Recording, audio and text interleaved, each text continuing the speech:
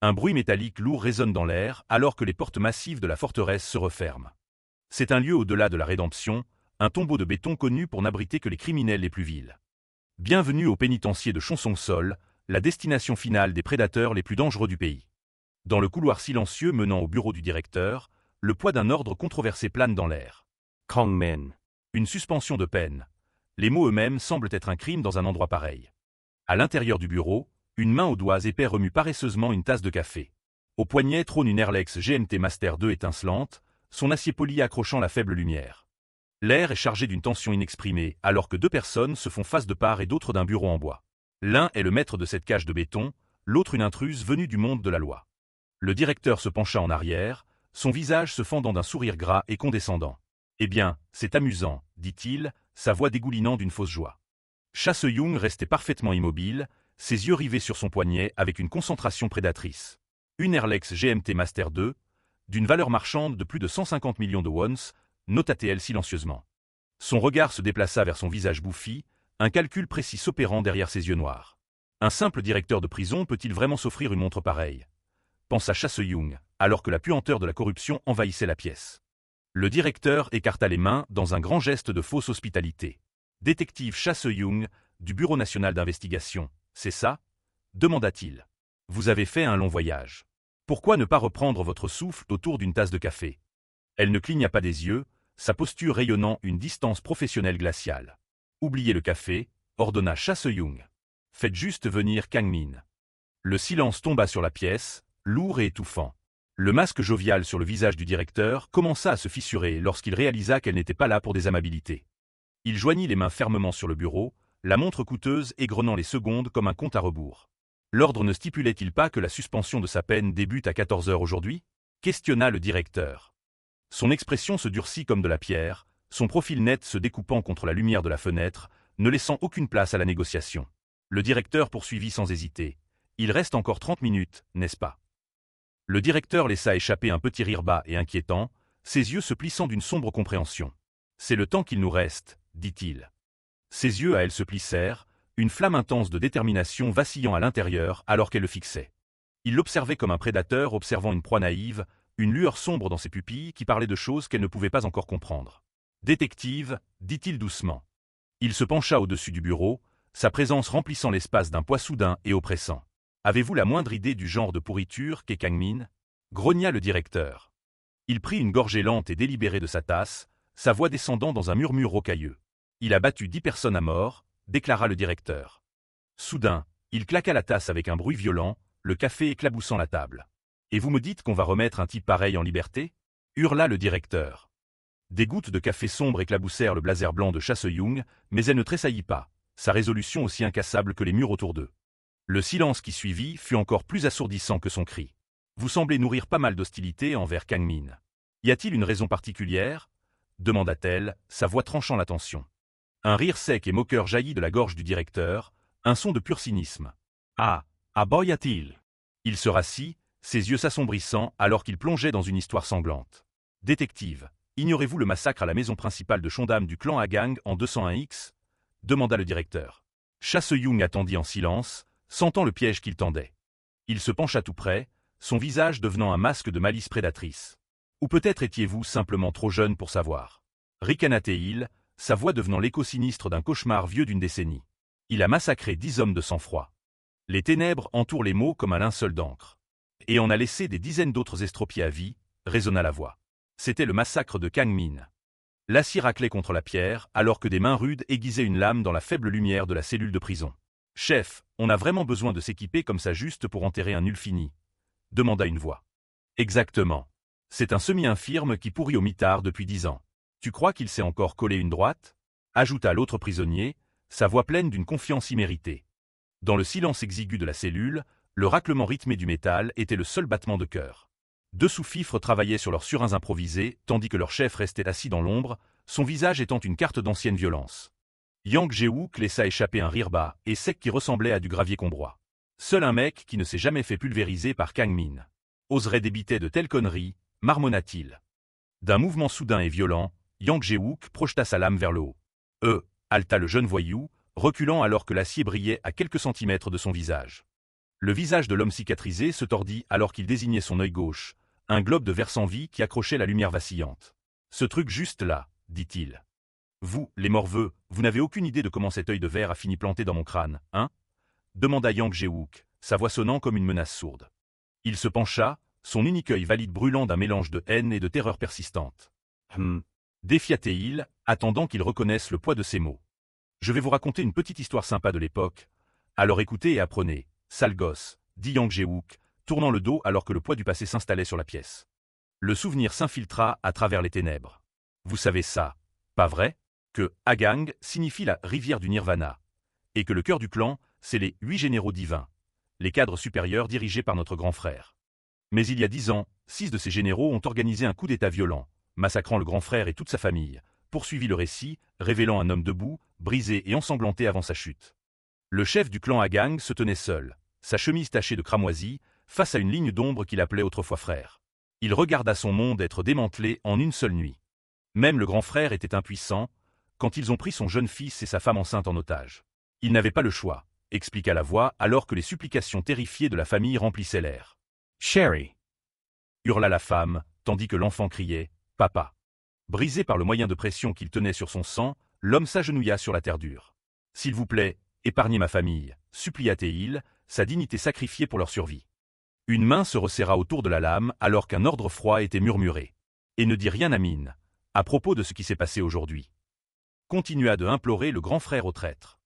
Dans un flou de mouvements contre un ciel rouge sang, la trahison fut consommée avec une efficacité brutale. La bouche de la victime s'ouvrit dans une supplication silencieuse et agonisante pour de l'air. « Gra !» rugit-il alors que la vie était étouffée hors de lui. Des larmes coulaient sur le visage du bourreau, un homme possédé par un chagrin tordu. « Sniff !»« Tu es vraiment trop cruel, grand frère », pleura Yuan San. Yuan San avait l'habitude de pleurer avant de tuer, nota l'histoire. Il serra plus fort, son visage contorsionné en un masque de folie larmoyante. « Pourquoi fallait-il que tu parles de cet enfoiré de Kang Min? Et que tu hâtes ta propre mort? Ça porte malheur. » Sniff. Gamit Yu Hansang. Même si sa cible était le grand frère lui-même, confirma la narration. La chair céda sous la pression des mains froides et impitoyables, alors que le traître utilisait ses 2 mains pour enfoncer une autre poussée puissante. La lutte finale fut un bruit guttural et désespéré. « Gouah !» hurla l'homme mourant alors que sa force l'abandonnait. Une silhouette de finalité absolue se dressa contre la lumière blanche alors que l'acte était fini, ne laissant derrière lui qu'un souvenir. Le sang s'accumula sur l'herbe, une tache sombre marquant la fin d'une ère et le début d'une longue nuit. Yuan San se tenait au-dessus des restes de sa fraternité, sa voix étant un sanglot brisé qui résonnait dans le jardin silencieux. « Sniff. Grand frère !» gémissait-il, encore hanté par la tentative finale et désespérée du chef pour sauver sa famille. Le grand frère s'agrippa au bras de Yuan San, sa voix étant une supplication déchiquetée de pur désespoir. « Ensan, s'il te plaît, épargne ta belle-sœur et ton neveu. Je t'en supplie, » murmura-t-il, sa dignité sacrifiée pour la vie de ceux qu'il aimait. Le visage de Yuan San se tordit, ses dents serrées dans un masque d'agonie larmoyante. Les larmes coulaient sur ses joues, un contraste grotesque avec la violence froide qui s'accumulait dans ses mains. Avec un éclat de mouvement soudain et écœurant, le traître porta son coup final. « Bois! S'il te plaît, repose en paix, grand frère !» hurla Yuan San alors que le sang cramoisi jaillissait sur son costume gris. Un rideau de sang sombre et déchiqueté peignit l'air, marquant la fin du leader absolu du clan Agang.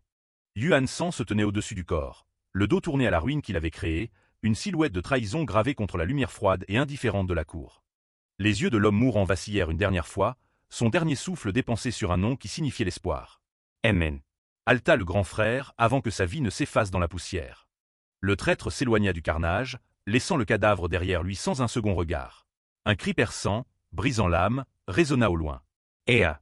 Sherry !» cria sa femme en réalisant l'horreur de la nuit.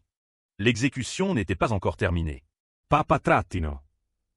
hurla le jeune garçon alors qu'il était tenu par les ombres des hommes qui avaient été autrefois les protecteurs de sa famille.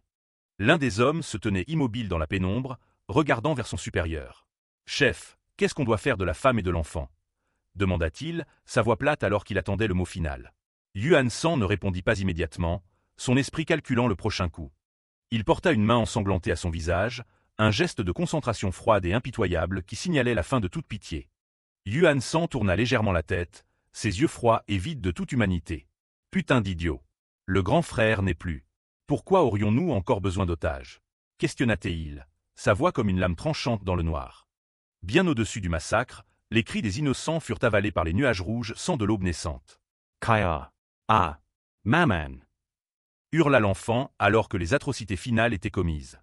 Yuan Sang marchait à travers un brouillard gris de pluie et de sang, une figure solitaire de pouvoir absolu et de damnation absolue, satisfait du travail de la nuit. Un sourire tordu et maniaque s'étala sur son visage, ses yeux écarquillés d'un plaisir terrifiant et sanguinaire. Putain de merde. Le temps est juste mortel. Riait Yuan Sang, savourant le chaos et l'odeur d'ozone et de mort. Les ténèbres avalèrent le souvenir. Et ainsi, il semblait que la rébellion des 6 généraux avait réussi, observa le narrateur. Cependant, le plus jeune des 8 généraux divins restait encore. Kang Min. À l'époque, il était absent abusant pour affaire, agissant sur les ordres directs de Yuan Sang, révéla la pensée, montrant le regard froid et concentré d'un jeune homme qui n'avait aucune idée que son monde entier venait d'être réduit en cendres. Le souvenir bascula sur son retour. Kang Min se tenait au seuil de la maison qu'il aimait, fixant les restes brisés de sa vie. Le carnage était total, et le silence était assourdissant. Un vent glacial soufflait à travers les ruines, portant l'odeur du fer et de la cendre. Kang Min se tenait seul, témoin silencieux de la fin de tout ce qu'il connaissait. Un grognement sauvage monta dans sa poitrine, sa mâchoire se serrant jusqu'à menacer de se briser sous la pression de sa fureur. Kang Min jeta sa tête en arrière et laissa échapper un rugissement d'agonie et de rage absolue, inaltéré, qui ébranla les fondations même de la maison. « Gra » hurla-t-il, le son d'une bête naissant des cendres d'un homme. Pour Kang Min, le grand frère était un père, expliqua le narrateur. Après tout, c'était le grand frère qui l'avait recueilli, un orphelin errant dans les rues, et l'avait élevé. Une main se tendit vers le jeune garçon frissonnant sous la pluie. « Lève-toi » ordonna une voix bienveillante. Le souvenir de cette première bonté était un contraste saisissant avec les ténèbres présentes. « Je te promets que tu n'auras plus jamais faim » dit le grand frère, son visage plein de chaleur et d'une promesse qui avait autrefois tout signifié. « Alors viens avec moi » invita-t-il, tenant un parapluie au-dessus du garçon qui n'avait rien, lui donnant un nom et une famille. Le jeune Kang Min mangeait comme s'il avait peur que la nourriture disparaisse s'il s'arrêtait un instant. « Bon sang, gamin. Personne ne va voler ta nourriture. Alors ralentis » gloussa le grand frère, veillant sur lui avec une chaleur paternelle et détendue. Pour Kang Min, ce n'était pas juste une maison. La famille du grand frère était la sienne. Il avait enfin trouvé un endroit où il avait vraiment sa place, une vie définie par la bonté plutôt que par la faim. Oh là là! Depuis combien de temps meurt-il de faim? Demanda la femme, sa voix pleine d'une pitié maternelle alors qu'elle le regardait manger. Mais le monde est un endroit cruel pour les innocents, et la voix du narrateur s'alourdit alors qu'il concluait. Et puis, les traîtres les ont tous massacrés, l'homme qu'il avait sauvé, et la famille qu'il aimait. Le rire du grand frère était chaleureux, un fantôme d'une époque plus douce qui avait depuis été enterré dans le sang. « Ah! Tu vas t'étouffer si tu manges comme ça, petit rascal !» dit-il, ses yeux se plissant d'une affection paternelle que Kang Min n'oublierait jamais. Mais la chaleur était une façade que le monde brisa en une seule nuit de violence. La rage qui consuma Kang Min était au-delà des mots. Mais dites-moi, pourquoi les 6 généraux ont-ils organisé un coup d'État en premier lieu? Questionna-t-il. La réponse était aussi vieille que le monde, l'avidité. Le grand frère avait strictement interdit toute implication dans les stupéfiants, l'usure ou le trafic d'êtres humains. Les principes, cependant, n'étaient pas rentables dans la pègre. Mais les 6 généraux engrangeaient secrètement des profits de ces crimes précis dans son dos, poursuivit l'histoire. Réalisant que le grand frère était sur le point de découvrir leur trahison, ils choisirent de mordre la main qui les nourrissait. Ils lancèrent un coup préventif pour sauver leur propre peau. Le visage de Kang Min était une carte de haine pure et inaltérée, alors que tout le poids de la trahison s'installait. Le son de son arrivée fut un glas pour tout le monde dans cette pièce. Pomme.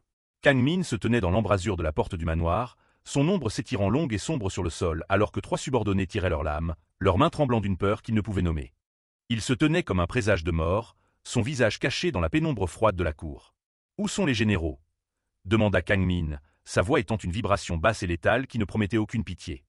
Ses yeux s'ouvrirent brusquement, brillant d'une lumière terrifiante et inhumaine qui glaça le sang de toutes les personnes présentes. « Où sont ces putains de traîtres de bâtards » rugit Kang Min, sa fureur secouant les fondations même du bâtiment. La foule bougea comme un seul homme, poussé par le désespoir et un besoin frénétique de survivre. « Tuez-le, bande de bâtards » hurla une voix depuis la meute alors qu'il déferlait vers l'avant, une marée d'acier visant un seul homme. Mais Kang Min n'était plus un homme, il était une force de la nature. Il traversa la foule avec la grâce d'un prédateur, esquivant une lame mortelle d'une légère inclinaison de la tête alors qu'il réduisait la distance. Une main comme un étau se referma autour d'une gorge, le bruit de l'os rencontrant une résistance absolue résonnant dans le hall. Crac! L'impact fut total, une vie éteinte en une seule seconde brutale d'efficacité mécanique. Kang Min riposta avec un coup de pied dévastateur, en voyant un homme voler dans les airs, son corps n'étant plus qu'un amas brisé avant même de toucher le sol. Un autre assassin se jeta sur le côté, mais Kang Min tordit son corps avec une vitesse impossible, le couteau n'éraflant que l'air vide alors qu'il contre-attaquait. Avec un bruit sourd et écœurant, il enfonça son pied directement dans la cheville du voyou sur le point de le taillader, le son de l'os brisé ponctuant le silence de la nuit. Il était un tourbillon de violence, un costume noir taché par la preuve rouge de sa vengeance alors qu'il démantelait systématiquement les hommes qui avaient détruit son monde. Le sbire halta, son visage pâle de terreur. Avant même de pouvoir comprendre ce qui venait de se passer, il perdit l'équilibre. Kang Min se dressa au-dessus de lui, son poing serré et ses yeux brûlants d'un feu blanc et froid qui ne promettait que la mort. PAF. Le coup de poing connecta avec la force d'une montagne qui s'effondre, fracassant la mâchoire de l'homme dès tout espoir de survie en une seule frappe. Un bruit poursuivit alors que le corps heurtait le sol de pierre froide, rejoignant la pile grandissante de morts qui pavait le chemin du yaksha. Kang Min tourna la tête, son visage étant un masque de concentration prédatrice alors qu'il scannait les survivants. « Qu'est-ce que vous attendez » demanda-t-il, sa voix dégoulinant d'une intention létale. Il enjamba un cadavre, son regard se verrouillant sur les hommes terrifiés restants. « Je vais tout vous massacrer jusqu'au dernier. Alors venez m'y chercher » défia Kang Min, son invitation étant une sentence de mort formelle. L'air autour d'eux devint froid alors que les hommes restants hésitaient, leur bravade s'évaporant pile dans l'œil de cette tempête sanglante. « T'es juste elle accent grave. Dans l'œil des cette tempête sanglante, poursuivit l'histoire. Un homme fixait la scène en état de choc absolu, son souffle se bloquant dans sa gorge alors que son courage faiblissait. « C'est cette chose, bégaya-t-il. J'y étais, murmura le narrateur. Yang Jae-wook, le souvenir de cette horreur hantant encore ses rêves. Yang Jae-wook regarda les débris de la nuit, l'homme qui se tenait seul au milieu d'une mer de sa propre création. Est-il seulement humain? Pensa-t-il à l'époque, sa vision du monde brisée par la puissance terrifiante du yaksha. Il baissa les yeux vers un camarade tombé, le poids du cauchemar s'installant pour toujours dans ses tripes. Honnêtement, je mentirais si je disais que je n'étais pas terrifié par lui, confessa Yang Jae-wook, sa voix tremblant alors que le souvenir d'un cri final et désespéré résonnait dans les couloirs du passé. Les mains d'un sbire tremblent alors qu'il agrippe une lame, son souffle venant par halètement court et rauque. Kang Min. Espèce de bâtard, hurla-t-il, sa voix se brisant sous le poids de sa propre terreur. Gros plan sur le visage de Kang Min, meurtri et ensanglanté, mais ne montrant aucun signe de douleur alors qu'il endure les sons de sa propre respiration lourde, ses yeux fixés sur sa cible avec une clarté létale. Ferme-la et crève. Rugit Kang Min, se jetant en avant avec une sauvagerie qui défiait les limites humaines. Dans le chaos, une gerbe de sang sombre jaillit alors que quelqu'un tombait. Gak. S'étouffa la victime, le son de sa vie s'échappant dans l'air froid de la nuit. Le souvenir était aussi tranchant que l'acier lui-même. Comme guidé par les cieux, mon surin s'enfonça droit dans les tripes de Kang Min, se rappela le narrateur. Qu'est-ce que, marmonna Yang Jae-wook à l'époque, ses yeux écarquillés d'incrédulité face à sa propre chance. Il fixa l'homme qu'il venait de poignarder, attendant la chute qui devait sûrement venir. Est-ce que ce bâtard est vraiment mort? Se demanda Yang Jae-wook, son souffle se bloquant dans sa gorge alors que le monde semblait s'arrêter. Pendant un instant fugace, il crut avoir gagné. Putain. J. Yang Jae-wook. J'ai tué le yaksha, dit-il, une fierté maniaque vacillant dans ses yeux désespérés. Mais la victoire était une illusion. Mais il y avait une chose que j'avais négligée, confessa le narrateur. Une main comme un étau se referma soudainement sur son visage, réduisant son triomphe au silence avec une force brutale. Ombreux et létal, Kang Min se releva, le couteau toujours enfoncé dans sa chair comme s'il n'était rien de plus qu'une nuisance.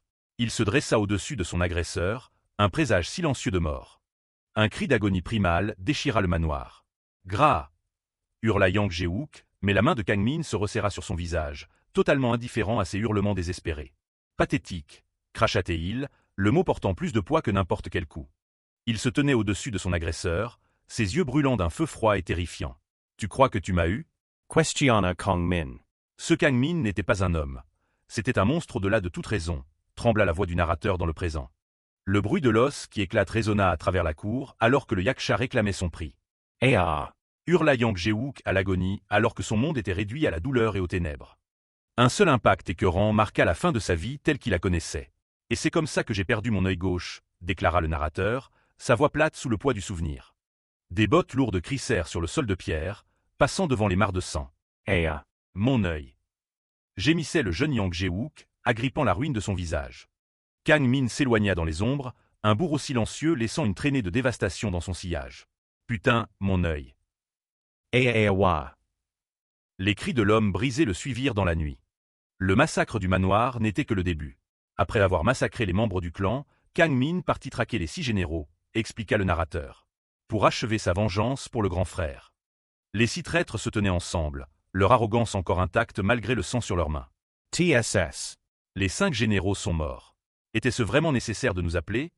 Demanda Gandharva, CO Dongashw. Une fois que c'est fini, on est d'accord pour ne plus jamais s'appeler, hein? Arutakinna, Cha Sangchun. A-t-on vraiment besoin de 6 d'entre nous pour abattre un seul morveux? Questionna Garuda, Natassu, sa voix pleine d'un mépris dédaigneux. Un pas unique et délibéré résonna contre la pierre froide alors que le Yaksha faisait connaître sa présence. La chasse avait atteint son apogée. L'un des généraux tressaillit, la réalité de la situation commençant enfin à pénétrer sa confiance. Vous ne voyez pas ce regard dans ses yeux? Sifflait-il, ses dents serrées dans une anxiété soudaine et aiguë. Il regarda la silhouette approcher, une marée lente et imparable de vengeance. Murd. Ce regard dans ses yeux. Pensa-t-il, son pouls martelant contre ses côtes alors qu'il fixait l'obscurité. Kang Min se tenait devant eux, ses yeux brillant d'une intensité chauffée à blanc qui ne promettait qu'une destruction absolue pour ceux qui avaient trahi les siens. Le silence fut brisé par un ordre frénétique alors que la peur prenait enfin le dessus. « Qu'est-ce que vous foutez planté là » hurla Yuan San, son calme se brisant enfin. « Tuez ce bâtard avant qu'il n'arrive en haut de ces escaliers. » Une vague d'hommes armés déferla dans les escaliers, une tentative désespérée d'empêcher la tempête inévitable d'atteindre le cœur traître du manoir. Kang Min se tenait comme un monolithe silencieux au centre de la tempête qui se préparait, son profil étant un masque d'intention létale alors que la première vague de traîtres déferlait vers lui. Le massacre commença par un son qui entrait les survivants toute leur vie. Une frappe unique, brisant les os, alimentée par 10 ans de rage froide et absolue. Un bruit sourd résonne dans le manoir alors qu'un traître est envoyé voler, son corps brisé et son esprit détruit avant même de toucher le sol. Dans un flou de noir et de blanc, Kang Min démantèle systématiquement la petite armée d'hommes envoyés pour l'arrêter, ses mouvements étant une sinistre symphonie de violence efficace et de sang-froid. La chair rencontre l'os avec un craquement écœurant qui ponctue le silence de la nuit, une autre âme éteinte sur le chemin implacable de vengeance du Yaksha. Il se tient comme un démon sculpté dans les ombres elles-mêmes, face à un géant d'homme qui le domine avec des yeux brillants et prédateurs et une soif de sang. Le visage de Kang Min est une carte de fureur pure et inaltérée, ses dents serrées et sa mâchoire contractée alors qu'il s'apprête à libérer le monstre intérieur sur ses semblables. La lutte est primale et viscérale, un affrontement de titans où chaque centimètre de terrain est acheté avec du sang, de la sueur et le bruit des os qui cassent. Avec un rugissement qui secoua les chevrons même du manoir, Kang Min fut hissé dans les airs par le géant massif. Rayag. Je vais te briser la colonne. Beugla-t-il. Le bruit des vertèbres qui cassent net fut comme un coup de feu dans le silence, semblant être une fin brutale et définitive à la lutte solitaire. Kang Min laissa échapper un dernier cri agonisant, le son s'étouffant dans sa gorge alors que la vie était pressée hors de lui. Gra! Hurla-t-il. Son monde finissait-il vraiment ainsi? Un œil injecté de sang s'ouvre brusquement, révélant un regard de détermination inaltérée, une résolution non souillée par la moindre trace de reddition. La silhouette de Kang Min était un présage terrifiant de la fin alors qu'il tendait la main pour saisir la tête du géant, bougeant avec la puissance brute d'un prédateur. Kang Min se jette en avant, mordant directement dans le nez de bœuf du géant, plongeant la brute dans la panique. Quelqu'un à l'aide pour de l'air qui ne viendra jamais, sa force l'abandonnant alors que le Yaksha se rapproche. Gah! Crève juste, putain! S'étouffe-t-il, une supplication désespérée et fut-il à un dieu indifférent. Crack. Le bruit de la chair qui se déchire. Kang mordit net à travers le nez du géant, envoyant une gerbe de sang voler dans les airs dans une horreur pure. Ensuite, Boom. canalisant chaque once de sa fureur, Kang Min claqua son front directement dans le visage de l'enfoiré, enfonçant une agonie profonde et brûlante droit au cœur du géant. Il se tient seul au milieu des débris de sa vie, ses bottes tachées du sang de vie de ceux qui ont osé détruire la famille qu'il aimait. Yuan San trébuche en arrière, son calme brisé comme du verre contre le sol. C'est de la folie. Bégayait-il, la réalité de sa propre mort imminente commençant enfin à pénétrer son esprit. Un bruit sourd marque la chute d'un autre général, un rappel silencieux du prix létal de la trahison. Y avait une chose que les autres généraux avaient négligée, observa le narrateur, sa voix lourde du poids de l'histoire. Kang Min s'agenouille sur la pierre trempée de sang, son corps étant une carte de blessure qui aurait tué un homme moindre 10 fois. ILS croyait être au même niveau que Kang Min, ou peut-être même plus fort, poursuivit l'histoire. Il lève les yeux, son regard brûlant d'une clarté terrifiante, chauffé à blanc, qui tranche à travers les ténèbres. Mais la vérité était que Kang Min était à un tout autre niveau. Proclama le récit. Yu Hansong. Espèce de bâtard sournois. C'est toi qui as tué le grand frère, n'est-ce pas? Exigea Kang Min, sa voix étant une promesse basse et létale. Son visage se contorsionne en un masque terrifiant et inhumain de rage absolue, devenant l'incarnation même du Yaksha lui-même sous les yeux de son traître. Yuan San recule dans une panique aveugle, ses mains levées dans une tentative pathétique de retarder la tempête inévitable. A attends. Temps mort, supplie-t-il, sa voix aiguë et fluette avec une peur dominante de la mort. Il tombe en arrière contre la pierre froide et impitoyable, ses yeux écarquillés par la réalisation qu'il n'y a aucune échappatoire à l'homme qui l'a créé. Attends. Parle. Crie le traître, implorant une pitié qu'il n'a jamais montrée aux autres. Une main tachée de sang se tend à travers l'obscurité oppressante, un jugement final et imparable sur les méchants. Un pas, murmura la voix. C'est tout c'est eux qu'il a fallu à Kang Min pour tordre le COUDE, la tortue noire. Kang Min se dressa au-dessus de la forme brisée de l'homme qui avait détruit son monde, son ombre avalant le peu de lumière qui restait.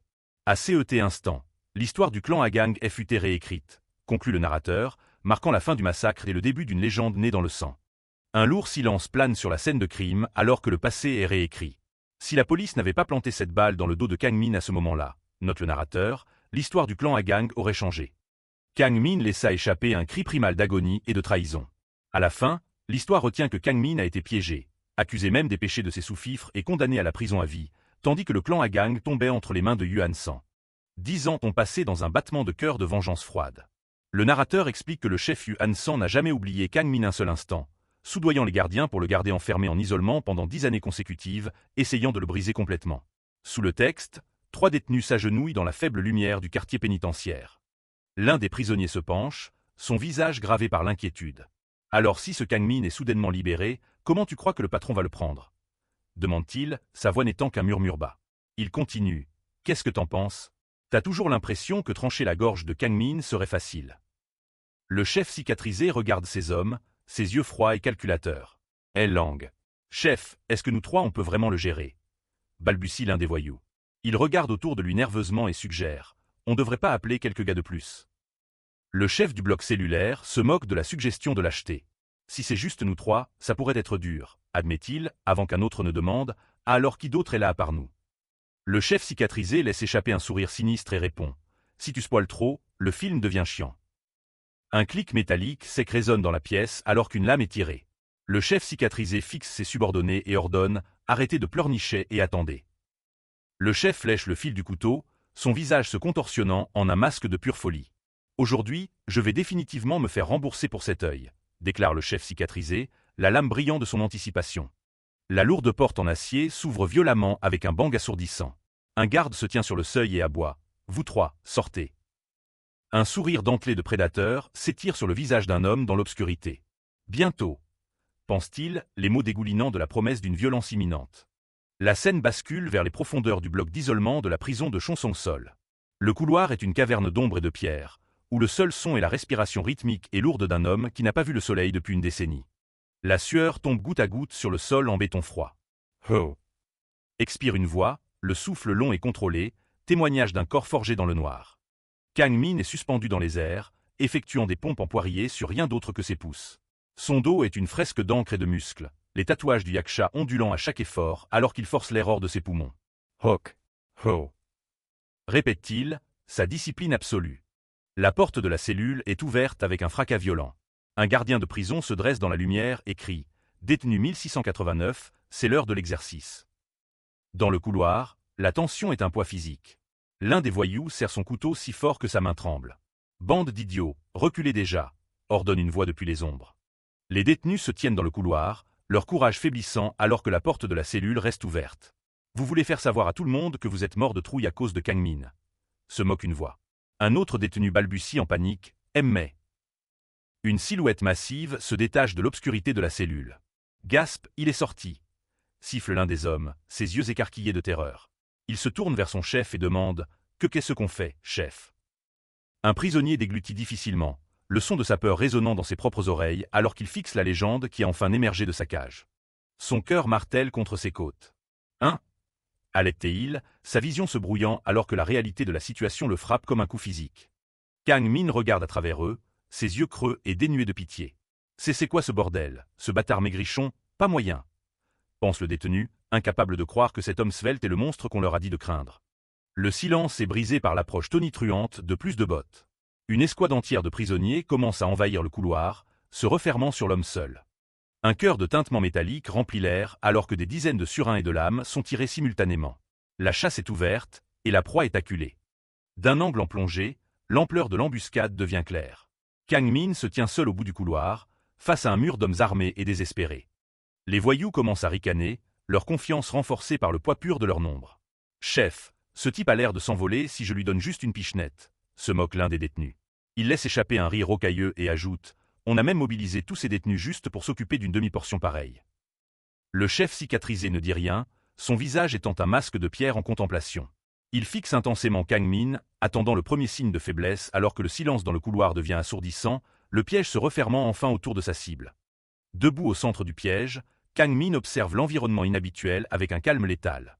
Le fait qu'il me laisse sortir pour faire de l'exercice après 10 ans d'interdiction, pense-t-il, réalisant que sa soudaine liberté n'est rien de plus qu'une invitation à sa propre exécution. Il incline la tête, le bruit de ses vertèbres qui craquent résonnant dans le silence tendu du couloir. Ça se voit sans même regarder, calcule Kang Min, son regard se durcissant alors qu'il sent l'intention meurtrière irradier de chaque coin. Les vannes de la violence s'ouvrent alors que les détenus laissent échapper un rugissement collectif. « Ouah !» hurle-t-il, une vague d'uniformes gris et d'acier aiguisé s'écrasant vers l'homme seul debout dans la lumière.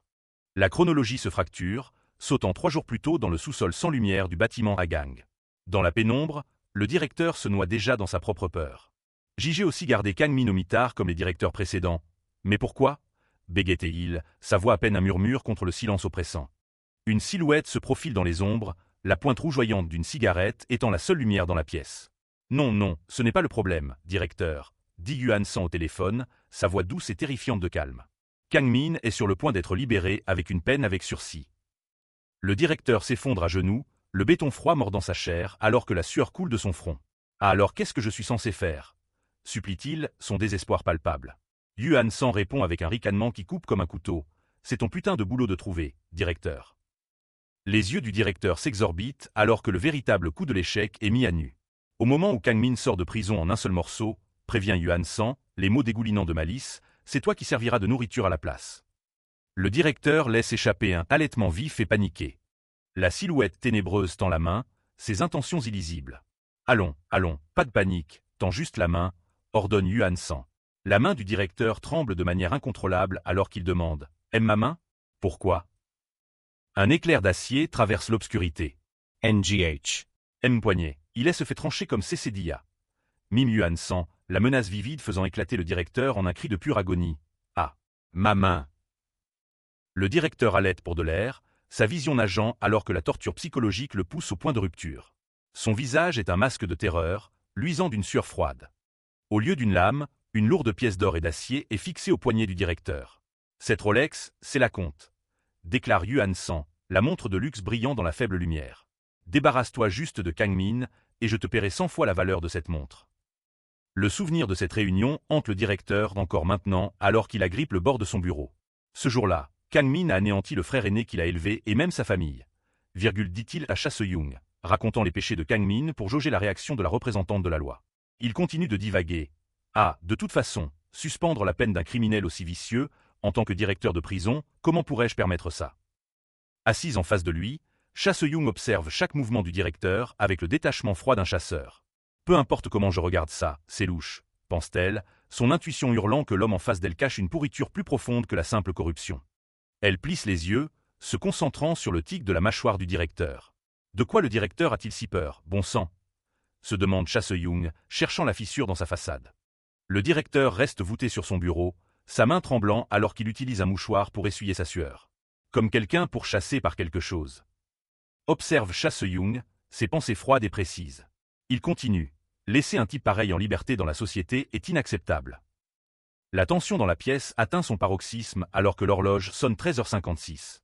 Cha Se-young se tourne vers le directeur et ordonne « Il est presque 14h.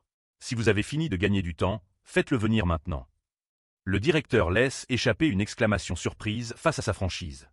Il se lève brusquement. « Très bien, » dit le directeur d'un ton décisif, « j'ai déjà envoyé quelqu'un pour escorter Kang Min ici. » Le directeur se dirige vers le panneau de contrôle, c'est pas lourd et inégaux. « Je vais vous montrer sur l'écran, » marmonne-t-il, sa voix se brisant sous la pression.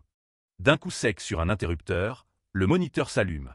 Cha Se-young se tient derrière le directeur, les bras croisés alors qu'elle s'apprête à être témoin de l'inévitable. Soudain, le calme de Cha Se-young vole en éclats alors qu'elle voit le carnage se dérouler sur l'écran. Ses yeux s'écarquillent de choc véritable alors que l'ampleur de la traîtrise de la prison devient claire. La caméra de surveillance capture le couloir claustrophobe, grouillant de détenus comme un nid de frelons dérangés. « Qu'est-ce qu'il fout là » s'exclame Chasse-Young, sa voix aiguë d'incrédulité. De retour dans le couloir, la violence n'est plus une menace, c'est une réalité.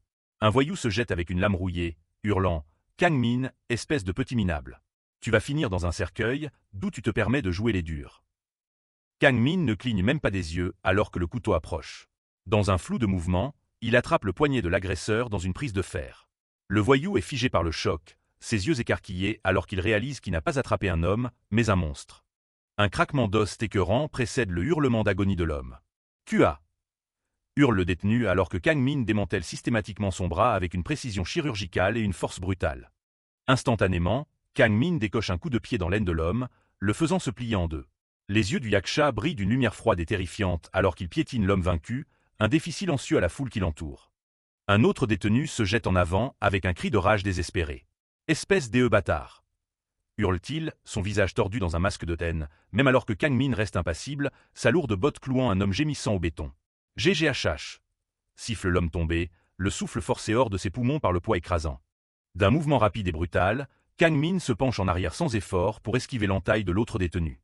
Le visage de Kang Min reste un masque de rage figé et calculé. Le sang gicle de l'entaille, mais ses yeux ne perdent jamais leur concentration terrifiante et prédatrice. Il est pleinement devenu le yaksha, un démon né de 10 ans d'isolement sombre et de haine implacable. Il délivre une frappe qui claque dans l'air comme un coup de feu. L'impact est viscéral et final, destiné non seulement à vaincre mais à détruire systématiquement toute résistance sur son chemin. Le couloir tombe dans un silence momentané et étouffant alors que les voyous survivants fixent avec horreur les hommes brisés aux pieds de Kang Min. « Vous vous battez avec votre gueule ou QOI ?» demande Kang Min, sa voix étant un ras-le-bas et moqueur qui glace l'air. Il pousse un corps sanglant du pied et exige « Hein ? Répondez. Dites-le, bande d'e bâtards !» grogne-t-il, enjambant les débris de la première vague. Les détenus restent en recul, leurs couteaux tremblants dans leurs mains moites. « C'est dingue !» bégaye l'un d'eux, son esprit saisissant enfin l'ampleur pure du monstre qu'ils ont libéré. Kang Min se tient comme un dieu de la guerre dans la faible lumière de la prison, son pied reposant lourdement sur la tête d'un détenu en sang et inconscient. « Qu'est-ce que c'est type fou ?» pense un prisonnier, sa voix perdue dans la tension paralysante du couloir glissant de sang. Il regarde les survivants, son regard vide ne promettant que plus de douleur et de violence efficace. « Ah, vous venez pas ?» les défie Kang Min avec un sourire froid et dentelé qui n'atteint pas ses yeux. « Alors je devrais venir à vous. » La lâcheté de ses subordonnés fait enfin craquer la patience du chef cicatrisé. « Qu'est-ce que vous foutez, bande de connards? Méritez votre fric !» beugle-t-il depuis l'arrière, les commandant vers l'avant avec un rugissement de « ouah !» alors que la vague suivante de chair à canon se brise contre le silence. Kang Min ne recule pas. Au contraire, il s'installe dans une posture de boxe détendue, un sourire prédateur s'élargissant sur son visage. « C'est mieux comme ça. Amenez-vous !» invite-t-il, accueillant le massacre imminent à bras ouverts. Alors que la foule l'envahit dans une attaque de gang implacable, une lame trouve enfin une faille dans ses défenses. Un couteau plonge profondément dans les côtes de Kang Min, perçant son flanc au milieu du chaos. « Kug !» halète Kang Min, sa bouche s'ouvrant sous l'éclat soudain de l'agonie. Il est forcé de reculer, heurtant violemment les barreaux de fer froid de la cellule de prison. Le détenu arbore un air de triomphe, leur visage à quelques centimètres l'un de l'autre au milieu du chaos. « Alors, c'est assez chaud ?» demande-t-il, ses mots moqueurs étant une ironie glaçante dans le couloir de prison humide et glacial. Sans attendre de réponse, il plaque une main sur le visage de l'homme, ses doigts s'enfonçant dans l'os avec une force terrifiante et surhumaine. « Hua !» hurle le prisonnier dans un gémissement aigu alors qu'il est projeté en arrière, son corps dérapant sur le carrelage comme un jouet jeté. Il cloue le bras de l'homme, le forçant à genoux, et coince sa jambe contre le membre piégé. Sa voix est une promesse terrifiante qui vibre à travers le couloir. « Tu vas trouver CCD à chaud toi-même, bordel !» lui dit-il. « Eh non !» balbutie le prisonnier, son âme fuyant déjà son corps brisé avant même que le coup final ne tombe. « QA !» beugle le détenu dans une pure agonie alors que Kang Min utilise sa jambe pour exécuter le bras de l'homme qui vient de le poignarder. Malgré le massacre en cours, l'avidité les fait venir comme des papillons vers une flamme. « Tuez ce fils d'EP*TE !» crie un autre prisonnier, menant une charge désespérée et suicidaire à travers le couloir glissant de sang. Kang Min riposte avec une frappe qui enfonce le visage de l'homme avec une précision chirurgicale. Le bruit du cartilage qui éclate et de l'os qui casse est fort et final dans le petit espace. Il ne s'arrête pas une seconde, écrasant une autre tête contre le sol en béton avec une efficacité calculée et froide qui frise la mécanique. Un détenu essaie de trouver une ouverture par derrière, son couteau rouillé prêt à frapper. « Kuk !» grogne Kang Min alors qu'une lame s'enterre dans son épaule. Son corps n'est qu'humain, après tout. Contre un barrage aussi implacable, il est clairement impossible de parer chaque attaque. Il le saisit par la gorge et le tire tout près. Arquant son corps vers l'arrière, il se prépare à exécuter un claquement direct et brutal. Avec une secousse violente qui ébranle les os, Kang Min enfonce sa tête dans le visage de l'homme. L'impact ressemble à un marteau lourd frappant la pierre, le cartilage et l'os cédant sous la force d'une frappe qui laisse l'agresseur brisé et haletant pour de l'air. Le couloir est maintenant rempli des sons macabres d'un massacre systématique, des craquements calculés, des bruits sourds et humides, et l'éclaboussement rythmique du sang contre le béton gris. Alors que le yaksha termine cette purge brutale, le couloir commence à s'installer dans une résonance glaçante de cris qui s'estompent et de respirations lourdes et laborieuses. Les échos du massacre dans le couloir commencent à s'installer en un halètement lourd et rythmé. Ha! Ha! Commence à halter Kang Min, ses poumons brûlants alors qu'il s'effondre sur le béton glissant de sang, le reste de ses forces semblant abandonner son corps meurtri. Un dernier survivant, l'esprit fracturé par un mélange toxique de peur et de désespoir, se jette sur le yaksha. Kang Min. Espèce d'eux salopard! Hurle-t-il, sa voix se brisant sous l'effort de mettre chaque once restante de sa vie dans une seule frappe suicidaire. Un bruit sourd et écœurant vibre à travers le couloir alors que Kang Min met fin à la résistance avec une efficacité clinique et froide. Le son marque le moment final de la lutte dans le couloir, ne laissant que le silence des morts et des mourants. Les muscles faciaux de Kang Min se tendent sous l'effort alors qu'il convoque ses dernières réserves de force pour retenir l'attaque. La pointe de la lame plane dangereusement près, tremblant à quelques centimètres de son œil. « Je suis venu récupérer la dette d'il y a 10 ans, enfoiré !» grogne le chef cicatrisé à travers une bouche pleine de sang, sa voix épaisse d'une décennie de ressentiment purulent. Le protagoniste le regarde avec des yeux qui ne gardent aucun souvenir de l'existence de l'homme. « Pourquoi je me souviendrais d'un attardé comme toi ?» demande Kang Min, yaksha, sa voix comme de l'acier froid tranchant la fierté fragile du chef. Puis, sa main monte lentement vers l'œil gauche restant de l'homme. Le couloir a été transformé en un véritable abattoir. Argue! Un cri retentit, un cri de pure agonie rebondissant sur les murs gris où des dizaines d'hommes brisés gisent en tas silencieux. Kang Min commence à marcher, ses pas laissant des empreintes sombres et cramoisies sur le carrelage alors qu'il navigue à travers les débris de ses ennemis. Chaque pas est un mouvement délibéré et calme vers son but ultime. Émergeant de la pénombre teintée de rouge avec des yeux qui brillent d'une lumière terrifiante et prédatrice, Kang Min avance. L'air autour de lui semble s'épaissir de l'odeur du fer et du poids de sa résolution absolue. Dans la salle de sécurité, un garde regarde le flux haute définition avec des doigts tremblants. Envoyez les gardes. Maintenant. Beugle-t-il dans sa radio, sa voix aiguë d'une panique primale alors qu'il regarde le monstre éclaboussé de sang marcher vers l'aile administrative. Cha Se-young fixe le moniteur vacillant, son masque professionnel commençant enfin à se fissurer sous le poids du carnage. Il a abattu autant de gens. Chuchote-t-elle pour elle-même, ses yeux se plissant alors qu'elle calcule sa trajectoire. Où va-t-il? Demande-t-elle, une terreur froide s'installant dans ses tripes. À l'intérieur du bureau, le directeur compose frénétiquement pour demander de l'aide, la sueur trempant son col alors que sa corruption porte enfin ses fruits amers. Soudain, un impact tonitruant claque contre la porte du bureau, un lourd « quang » qui les fait tous deux, lui et Cha Se-young, tressaillir de choc. La porte s'ouvre à la volée, et la silhouette trempée de sang du yaksha remplit la pièce. « C'est Théoï le directeur ?» demande Kang Min, sa voix basse et vibrant d'une intention létale. Le cœur de Cha Se-young martèle contre ses côtes alors qu'elle réalise « OHNDU. C'est ici qu'il venait. » Le directeur fouille dans le tiroir de son bureau, sa main en sortant avec un pistolet chargé. « Kang Min, espèce d'enfoiré persistant !» hurle-t-il, sa lâcheté momentanément remplacée par le désespoir paniqué d'un animal acculé. Kang Min se tient dans l'embrasure de la porte, le sang de ses agresseurs dégoulinant encore de son uniforme. « C'est Théoï le problème !» hurle le directeur, braquant l'arme sur la poitrine de l'homme. « Une fois que tu crèves, tout redevient paisible. » Le protagoniste plisse les yeux, ses pupilles rétrécissant avec une rage concentrée et chauffée à blanc. « Arrête tes conneries !» pense-t-il, son esprit rejetant les tentatives pathétiques de l'homme pour rejeter la faute de la violence du jour. Sans un autre mot, Kang Min se jette à travers la pièce avec une vitesse qui défie ses blessures. « Tu sors d'ici avec moi !» déclare-t-il, sa main se tendant pour réclamer l'homme qui a orchestré son exécution. L'air clinique du bureau est brisé par les craquements tonitruants des coups de feu. « Espèce de connard! Crève déjà !» hurle le directeur, tirant à l'aveugle alors que le monstre se rapproche, les éclairs de bouche projetant de longues ombres vacillantes sur les murs. Kang Min est un flou de mouvements, tissant à travers la grêle de coups de feu et de bruit. Il lève un poing, visant directement le directeur, et une gerbe fraîche de sang peint la pièce alors que la lutte se transforme en une exécution rapprochée. Il enfonce un poing lourd de puissance dans le visage du directeur, la force s'enfonçant dans la chair molle alors qu'il exerce une pression à briser les os. D'une poussée violente, Kang Min claque le directeur contre son propre bureau, le son de l'impact pliant l'homme en deux alors qu'il halète pour de l'air. Cha Se-young regarde dans un silence stupéfait et paralysé. Le directeur glisse du meuble et s'effondre sur le sol en un tas brisé. « Jéjachachach. gémit-il, ses yeux se révulsant alors que le yaksha se dresse au-dessus de lui comme un présage de mort. Cha Se-young tressaille, ses yeux écarquillés de choc. Kang Min regarde le fonctionnaire lâche, sa respiration lourde mais contrôlée. L'air dans le bureau est épais de l'odeur de poudre et de l'odeur brute et inaltérée des derniers instants d'un homme. Il lève sa botte tachée de sang, se préparant à livrer le coup final et létal à la tête du directeur. Son ombre s'étire sur le sol, consumant l'homme sous lui dans une obscurité qui n'offre aucun espoir. Arit. Têtu va le tuer à ce rythme. Cha Se-young trouve enfin sa voix, son cri déchirant le son de la lutte alors qu'elle se jette en avant, désespérée d'arrêter le massacre avant que le protagoniste ne franchisse la ligne finale et irréversible. Elle tient bon au cœur du bureau, son visage étant un masque de résolution professionnelle malgré le carnage environnant. « J'ai DIT arrête !» beugle Cha Se-young, son ordre résonnant dans la pièce éclaboussée de sang. « Le meurtre n'est pas autorisé !» déclare-t-elle, sa voix flottant dans l'air lourd alors que la violence s'arrête brusquement et précairement. Kang Min reste immobile au-dessus du sol de bureau éclaboussé de sang, sa lourde botte clouant le fonctionnaire lâche au sol. L'air dans la pièce est suffocant, rempli de l'odeur cuivrée du sang et de l'odeur brute et inaltérée de la peur du directeur. Le silence s'installe sur le carnage comme un linceul.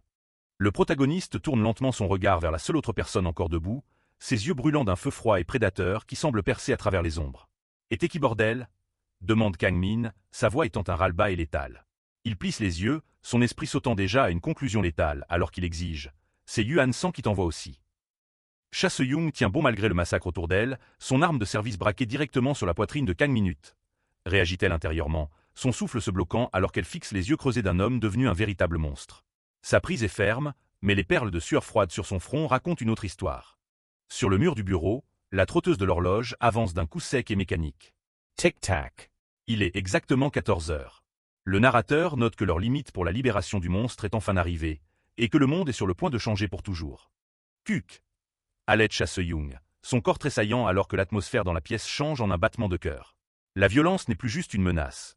C'est un poids physique poussant contre elle, la forçant à choisir entre la survie et son devoir. Bougeant avec une vitesse qui défie le chaos, Cha Se-young brandit un document officiel dans la lumière vacillante. Kang Min. PR décision du chef du bureau des procureurs DE Séoul. Beugle-t-elle. Sa voix tranchant la tension comme une sirène dans la nuit. À partir de 14 heures aujourd'hui, l'exécution de la peine est suspendue. Le poing massif et taché de sang de Kang Min s'arrête à quelques centimètres de son visage, le simple déplacement d'air ébouriffant ses cheveux alors que l'impact est avorté. Cha Se-young ne cligne pas des yeux, son regard verrouillé sur le sien alors qu'elle attend que la bête décide si elle veut encore tuer ou si elle est prête à être libre. La rage primale dans ses yeux commence à s'apaiser, remplacée par une réalisation sombre et calculatrice de sa nouvelle réalité. Kang Min fixe le document, puis l'enquêtrice qui vient de sauver la vie du directeur. « Tu me laisses sortir d'ici » demande-t-il, sa voix à peine un murmure. Le yaksha est enfin libre, et la chasse à Yuan Sang est sur le point de commencer. Une berline blanche fonce sur l'autoroute vide la nuit, ses phares tranchant l'obscurité alors que le moteur rugit dans le silence de la périphérie. À l'intérieur de l'habitacle, l'air est épais de l'odeur métallique du sang et de la respiration lourde alors que Kang Min grimace de douleur, sa main pressée contre la blessure fraîche à son flanc tandis que Cha Se-young garde les yeux rivés sur la route devant elle. Kang Min agrippe son abdomen plus fort, ses doigts tachés de cramoisi alors que le saignement refuse de s'arrêter, le coup physique pur de son évasion commençant enfin à peser sur sa charpente monstrueuse. Cha Se-young jette un regard vif et latéral à l'homme à côté d'elle, son expression vacillant avec un mélange d'inquiétude professionnelle et de suspicion profonde alors qu'elle observe son état se détériorer. « On doit d'abord t'emmener à l'hôpital », dit Cha Se-young, sa voix ferme de logique, mais Kang Min n'hésita pas à la faire taire. « Oublie l'hôpital », grogna-t-il, avant d'ajouter un ordre qui sonnait plus comme une sentence de mort. « Sors au péage et arrête-toi à la première clinique vétérinaire que tu trouves. » Clinique vétérinaire. Pourquoi demanda Cha Se-young, sa confusion évidente alors qu'elle agrippait le volant, mais Kang Min n'offrit qu'un sourire sinistre et tacheté de sang. « Je parierais ma vie que si on montre nos têtes à un hôpital maintenant, on est morts tous les deux, calcula-t-il, sachant que les ennemis qui les traquaient se rapprochaient déjà. Alors qu'elle conduisait, l'esprit de Cha Se-young s'emballait, se rappelant les détails horribles de son profil. Un tueur de sang-froid qui a assassiné son propre patron et toute sa famille, pensa-t-elle, se mordant la lèvre de frustration. Pourquoi bon sang m'ont-ils ordonné de libérer un monstre pareil ? Questionna-t-elle, le volant semblant plus froid dans ses mains. Le silence de la nuit fut brisé alors que Kang Min se jetait soudainement en avant sur son siège. « Tiens Théoï bien » rugit-il avec une intensité terrifiante. « Quoi » hurla Cha Se-young, son cœur martelant contre ses côtes alors qu'elle voyait la menace se profiler dans le rétroviseur. Un camion poids lourd massif percute l'arrière de leur berline avec la force d'une avalanche, le crissement du métal et du verre brisé éclatant alors que le plus petit véhicule est écrasé comme une boîte de conserve. L'impact envoie la voiture dans les airs, la faisant basculer violemment par-dessus la barrière, alors que des débris pleuvent sur l'asphalte dans une douche chaotique d'étincelles et de verres brisés. À l'intérieur de l'épave en train de faire des tonneaux, un cri perçant résonne par-dessus le bruit de l'acier qui craque. KYA. Hurlcha Young. Les yeux de Kang Min s'écarquillent alors qu'il rugit. Si tu veux vivre, t'as intérêt à rester lucide. Prévient-il, même alors que son propre corps est violemment secoué à l'intérieur de l'habitacle. Le monde se transforme en un flou de noir et de gris alors que la voiture continue son tonneau violent, l'énergie cinétique de l'accident déchirant le véhicule jusqu'à ce qu'il s'arrête enfin en dérapant. La berline blanche repose à l'envers sur l'autoroute sombre, de la fumée s'enroulant du bloc moteur dans l'air nocturne alors que le calme revient pour une seconde fugace et trompeuse. Une flotte de berlines noires s'arrête autour de l'épave, et des dizaines d'hommes en costumes sombres émergent, leurs silhouettes illuminées par les phares alors qu'ils brandissent des armes et encerclent les survivants. À l'intérieur du châssis écrasé de la voiture, Kang Min tourne la tête vers Cha Se-young. « Et, t'es toujours avec moi » demanda-t-il, sa voix basse et rocailleuse. « Oh oui » balbutia-t-elle, toussant à travers la poussière. Cet homme, pensa-t-elle, ses yeux s'écarquillant en réalisant qu'il avait protégé du pire de l'impact. Essayait-il vraiment de me sauver se demanda-t-elle, la pensée entrant en conflit avec tout ce qu'elle savait de lui. La voiture gémit alors qu'elle se stabilise, une épave de métal tordu et de vapeur sifflante, marquant la fin de leur fuite et le début d'une résistance désespérée. Une main trempée de sang se tend depuis la fenêtre brisée, les doigts griffant l'asphalte alors qu'un crissement aigu de métal sur pierre perce l'air. Kang Min s'extrait des débris, se tenant de manière instable alors qu'il fixe l'armée d'assassins qui l'attend. « Ouais, ce serait dommage de vous laisser partir sans un adieu correct », cracha-t-il, son regard froid et prédateur malgré le sang coulant sur son visage. Le sang goutte régulièrement de ses chaussures, s'accumulant sur la route sous lui alors qu'il fait un pas lourd et délibéré vers les hommes venus finir ce que le camion a commencé. Les hommes en costume n'attendent pas, chargeant vers l'avant avec un rugissement collectif alors que leur chef beugle un cri de guerre. « He. Hurlèrent-ils, réduisant la distance avec des barres de fer et des couteaux levés haut. Un sourire terrifiant s'étale sur le visage de Kang Min, ses dents blanches contre le sang couvrant son menton. « Si on doit faire ça, pensa-t-il avec un frisson sombre, autant en faire un spectacle, défiatait-il, accueillant la violence comme une vieille amie.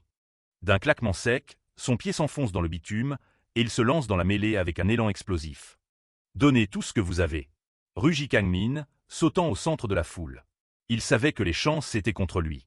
C'est une vérité universelle. Peu importe à quel point tu es bon, tu ne peux pas gagner contre une foule, calcula-t-il, ses mouvements étant un flou de brutalité calculée. Instantanément, il se lance dans les airs, enfonçant un genou brutal directement dans le visage de l'agresseur le plus proche. Pourtant, cette explosion d'énergie n'est rien de plus qu'une bougie vacillante face à la réalité froide sur le point de s'abattre. Peu importe la compétence d'un combattant, gérer plus de 3 personnes à la fois est presque impossible, pense-t-il, ses limites physiques étant testées alors que le cercle d'assassins se resserre autour de lui. Il enfonce son coude dans la mâchoire d'un agresseur tout en brisant le bras d'un autre, le bruit des os cassés ponctuant l'air. C'est pourquoi quand tu es en infériorité numérique, l'élan est tout, réalisa-t-il, sachant qu'il devait continuer à bouger à travers la tempête d'acier ou mourir sur cette autoroute vide. Kang Min tisse à travers le chaos de l'autoroute nocturne, esquivant un coup sauvage d'un gangster. « Espèce de fils de pute !» hurla l'homme, son visage tordu de rage, mais les yeux de Kang Min restaient fixés dans une lueur terrifiante et lumineuse sous l'ombre de son front. Avec un impact tonitruant, la botte de Kang Min connecta avec la poitrine d'un autre agresseur, la force de la frappe arrachant un gars déchiqueté de la gorge de l'homme alors qu'il était envoyé voler en arrière dans l'obscurité. Un homme gisait brisé sur l'asphalte froid, un grognement de douleur s'échappant de ses lèvres alors que son souffle venait en un sifflement, peu profond et rauque, tandis que Kang Min passait devant lui, sa silhouette étant un sinistre présage contre les phares des voitures environnantes. Le sang trempait sa chemise, la tache profonde s'étalant sur son estomac comme une fleur sombre. Pourtant Kang Min tenait bon avec une lumière meurtrière dans les yeux, sa douleur physique éclipsée par une fureur froide et calculatrice. Une gerbe de sang peignit l'air alors qu'un autre homme tombait. « Tu dois absolument briser les premiers gardes et accent grave est-ce le début » pensa-t-il, son esprit opérant avec la logique impitoyable d'un vétéran qui savait que la brutalité précoce était la clé de la survie. Il s'éloigna des débris, le son de l'agonie le suivant comme une ombre. « Tu dois leur insuffler un centime des pure terreur » calcula-t-il, sachant qu'un esprit brisé était bien plus facile à vaincre qu'un corps brisé. Les gangsters restants hésitèrent, leur prise sur leur barre de fer tremblant alors qu'ils réalisaient ce qu'ils affrontaient. « Putnan » siffla l'un d'eux dans un souffle, tandis que son compagnon bégayait. « C'est QOICE type. Tu dois créer l'illusion qu'ils sont seuls à se battre, malgré leur nombre, nota Kang Min, utilisant leur propre peur contre eux. Vous venez ou QOI demanda Kang Min, sa voix étant un défi bas et létal qui résonnait à travers le silence. Une fois qu'il se noie dans cette hésitation, pensa-t-il, observant leur indécision, tu as enfin une chance gagner. Très bien, alors je viendrai à vous, déclara Kang Min, sa silhouette encadrée par l'épave brûlante de l'autoroute.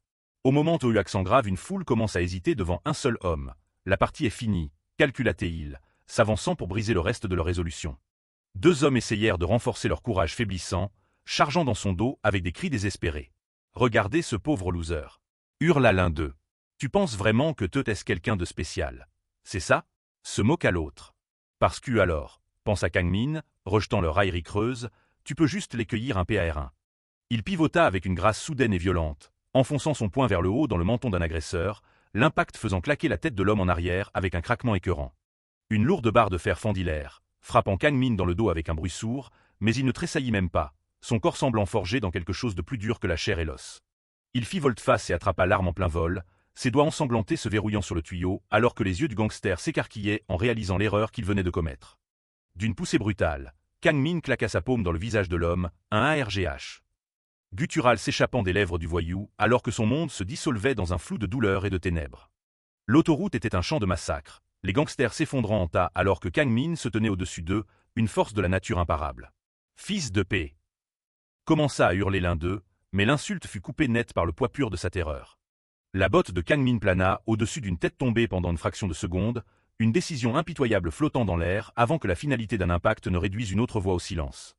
Il se tenait au milieu de la route, entouré par les gémissements des mourants. Gargouillement, un homme s'étouffait dans son propre sang, tandis qu'un autre hurlait « Et ma jambe ! Ma jambe !» Un troisième sanglotait contre l'asphalte, NSYX. Je ne vois plus rien. Alors que Kang Min restait indifférent à leur agonie. La sueur et le sang coulaient sur son visage, sa respiration venant par à-coups lourds et saccadés. « T'es maintenant ?» demanda-t-il, sa voix étant un grognement sourd qui portait à travers les débris. « Vous en voulez encore ?» défia-t-il les survivants, ses yeux brûlant d'un feu sombre et insatiable. Les quelques gangsters, encore debout, tremblaient jusqu'à ce qu'une voix de fer pur brise leur peur. « Dégagez de là, bande d'incapables de merde !» ordonna la voix, en voyant les sous-fifres se mettre à l'abri. Un homme massif avec une cicatrice en forme de X gravée sur le visage s'avança, ses yeux fixés sur Kang Min avec une intention létale. « Ne vous avisez pas de vous appeler gangster après ça. » rugit-il. C'était Azura, seigneur des 5 provinces, un titan de la pègre qui en avait finalement assez de voir ses hommes échouer.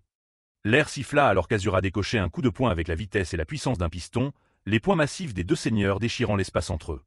Le coup s'écrasa contre la tête de Kang Min, l'impact envoyant une gerbe de sang dans les airs alors qu'il manquait de décoller du sol. « Teut ramolli, Kang Min !» se moqua Azura, sa voix étant une raillerie tonitruante alors qu'il pressait l'attaque. La lourde main d'Azura se tendit et agrippa le tissu du col de Kang Min, les jointures blanchissant alors qu'il se préparait à porter un coup de grâce. « Non !» commença-t-il à murmurer, ses propres pensées le surprenant, « ou c'est moi qui suis devenu plus fort ?» se demanda-t-il, testant la force du légendaire Yaksha. Avec un rugissement d'effort pur et violent, Azura hissa Kang Min avant de le claquer contre l'asphalte avec une force à briser les os. « Petit merdeux !» hurla-t-il, son visage étant un masque de rage triomphante alors que le bitume se fissurait en toile d'araignée sous l'impact, la violence soudaine du coup signalant un changement macabre dans le rythme de la nuit. Le sang éclabousse l'asphalte gris en arcs épais et sombres, peignant une carte macabre de la lutte entre les voitures silencieuses tournant au ralenti dans la nuit. Après une lutte brutale avec le boss, Kang Min parvint à se traîner vers Cha-Seung. Son corps se refroidissait à chaque seconde alors que les bruits de la nuit s'installaient dans le silence lourd et étouffant de la mort. Un grognement de douleur s'échappe d'un homme tombé dont les jambes tremblent de manière incontrôlable, le choc de l'impact ondulant encore à travers ses nerfs brisés. Un halètement rauque. Ponctuaire alors que des chaussures ensanglantées raclent contre le sol, le son d'un prédateur luttant pour garder l'équilibre dans une mer de sang.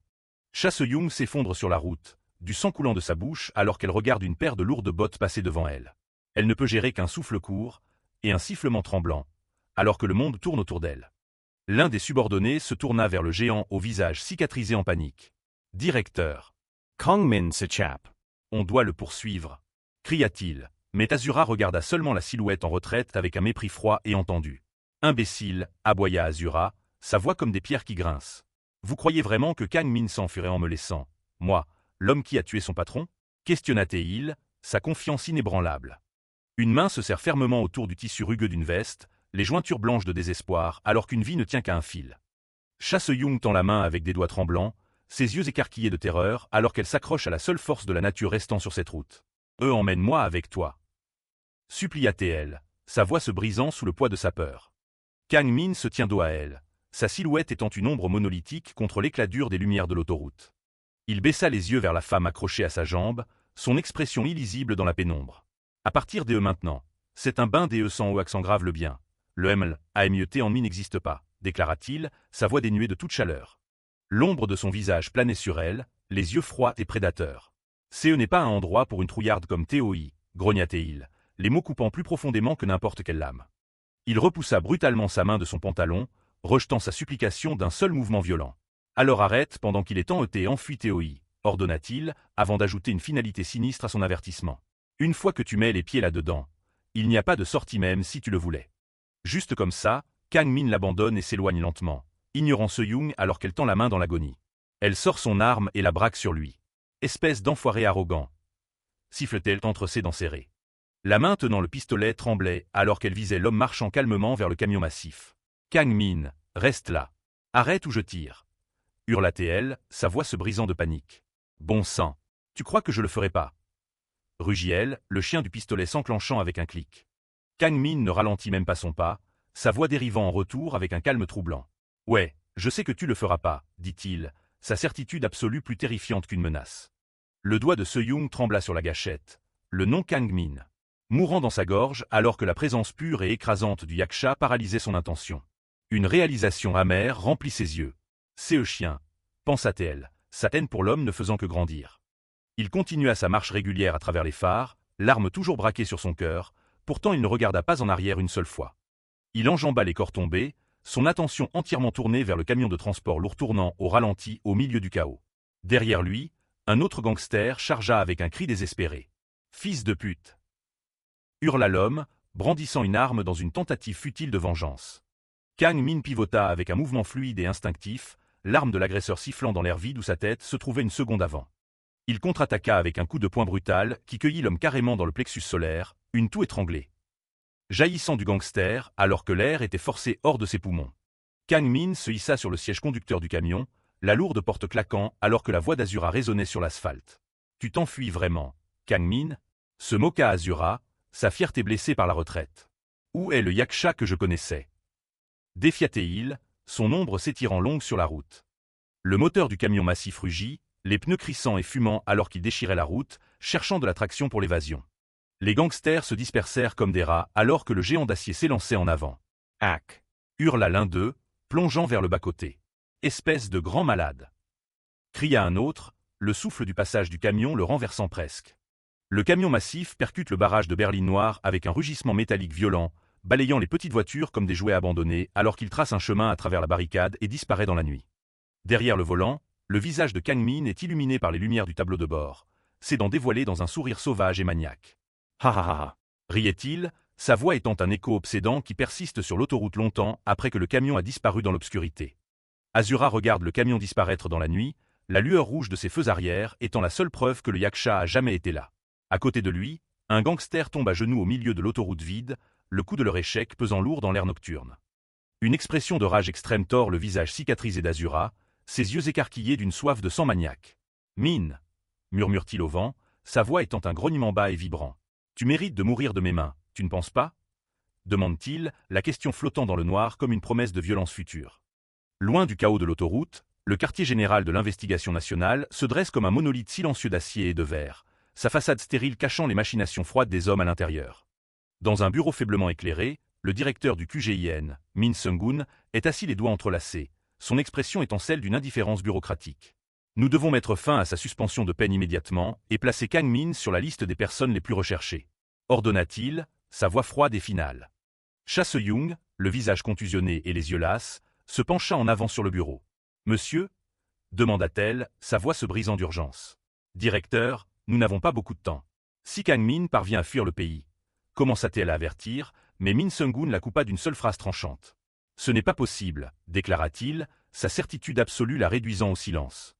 Min Seung-gun se pencha en arrière, les ombres de la pièce s'allongeant alors qu'il commençait à exposer la réalité de leur situation. « Le clan Agang est devenu bien trop puissant, déclara-t-il. « Qu'est-ce que vous voulez dire par là ?» demanda Cha Se-young, les sourcils froncés. « Leur patron, Yuan San, est particulièrement rusé, tout comme un serpent, expliqua Min Seung-gun. Ces 10 dernières années, il a blanchi une fortune et l'a distribuée à travers le monde politique, ajouta-t-il, révélant la pourriture qui avait atteint le cœur même du pays. Cha Se-young fixa le directeur, les pièces du puzzle s'assemblant enfin en une image horrifiante. La force de police seule ne peut plus contrôler le clan Agang, admis Min Seung-gun. Alors, vous avez libéré Kang Min pour l'utiliser contre eux?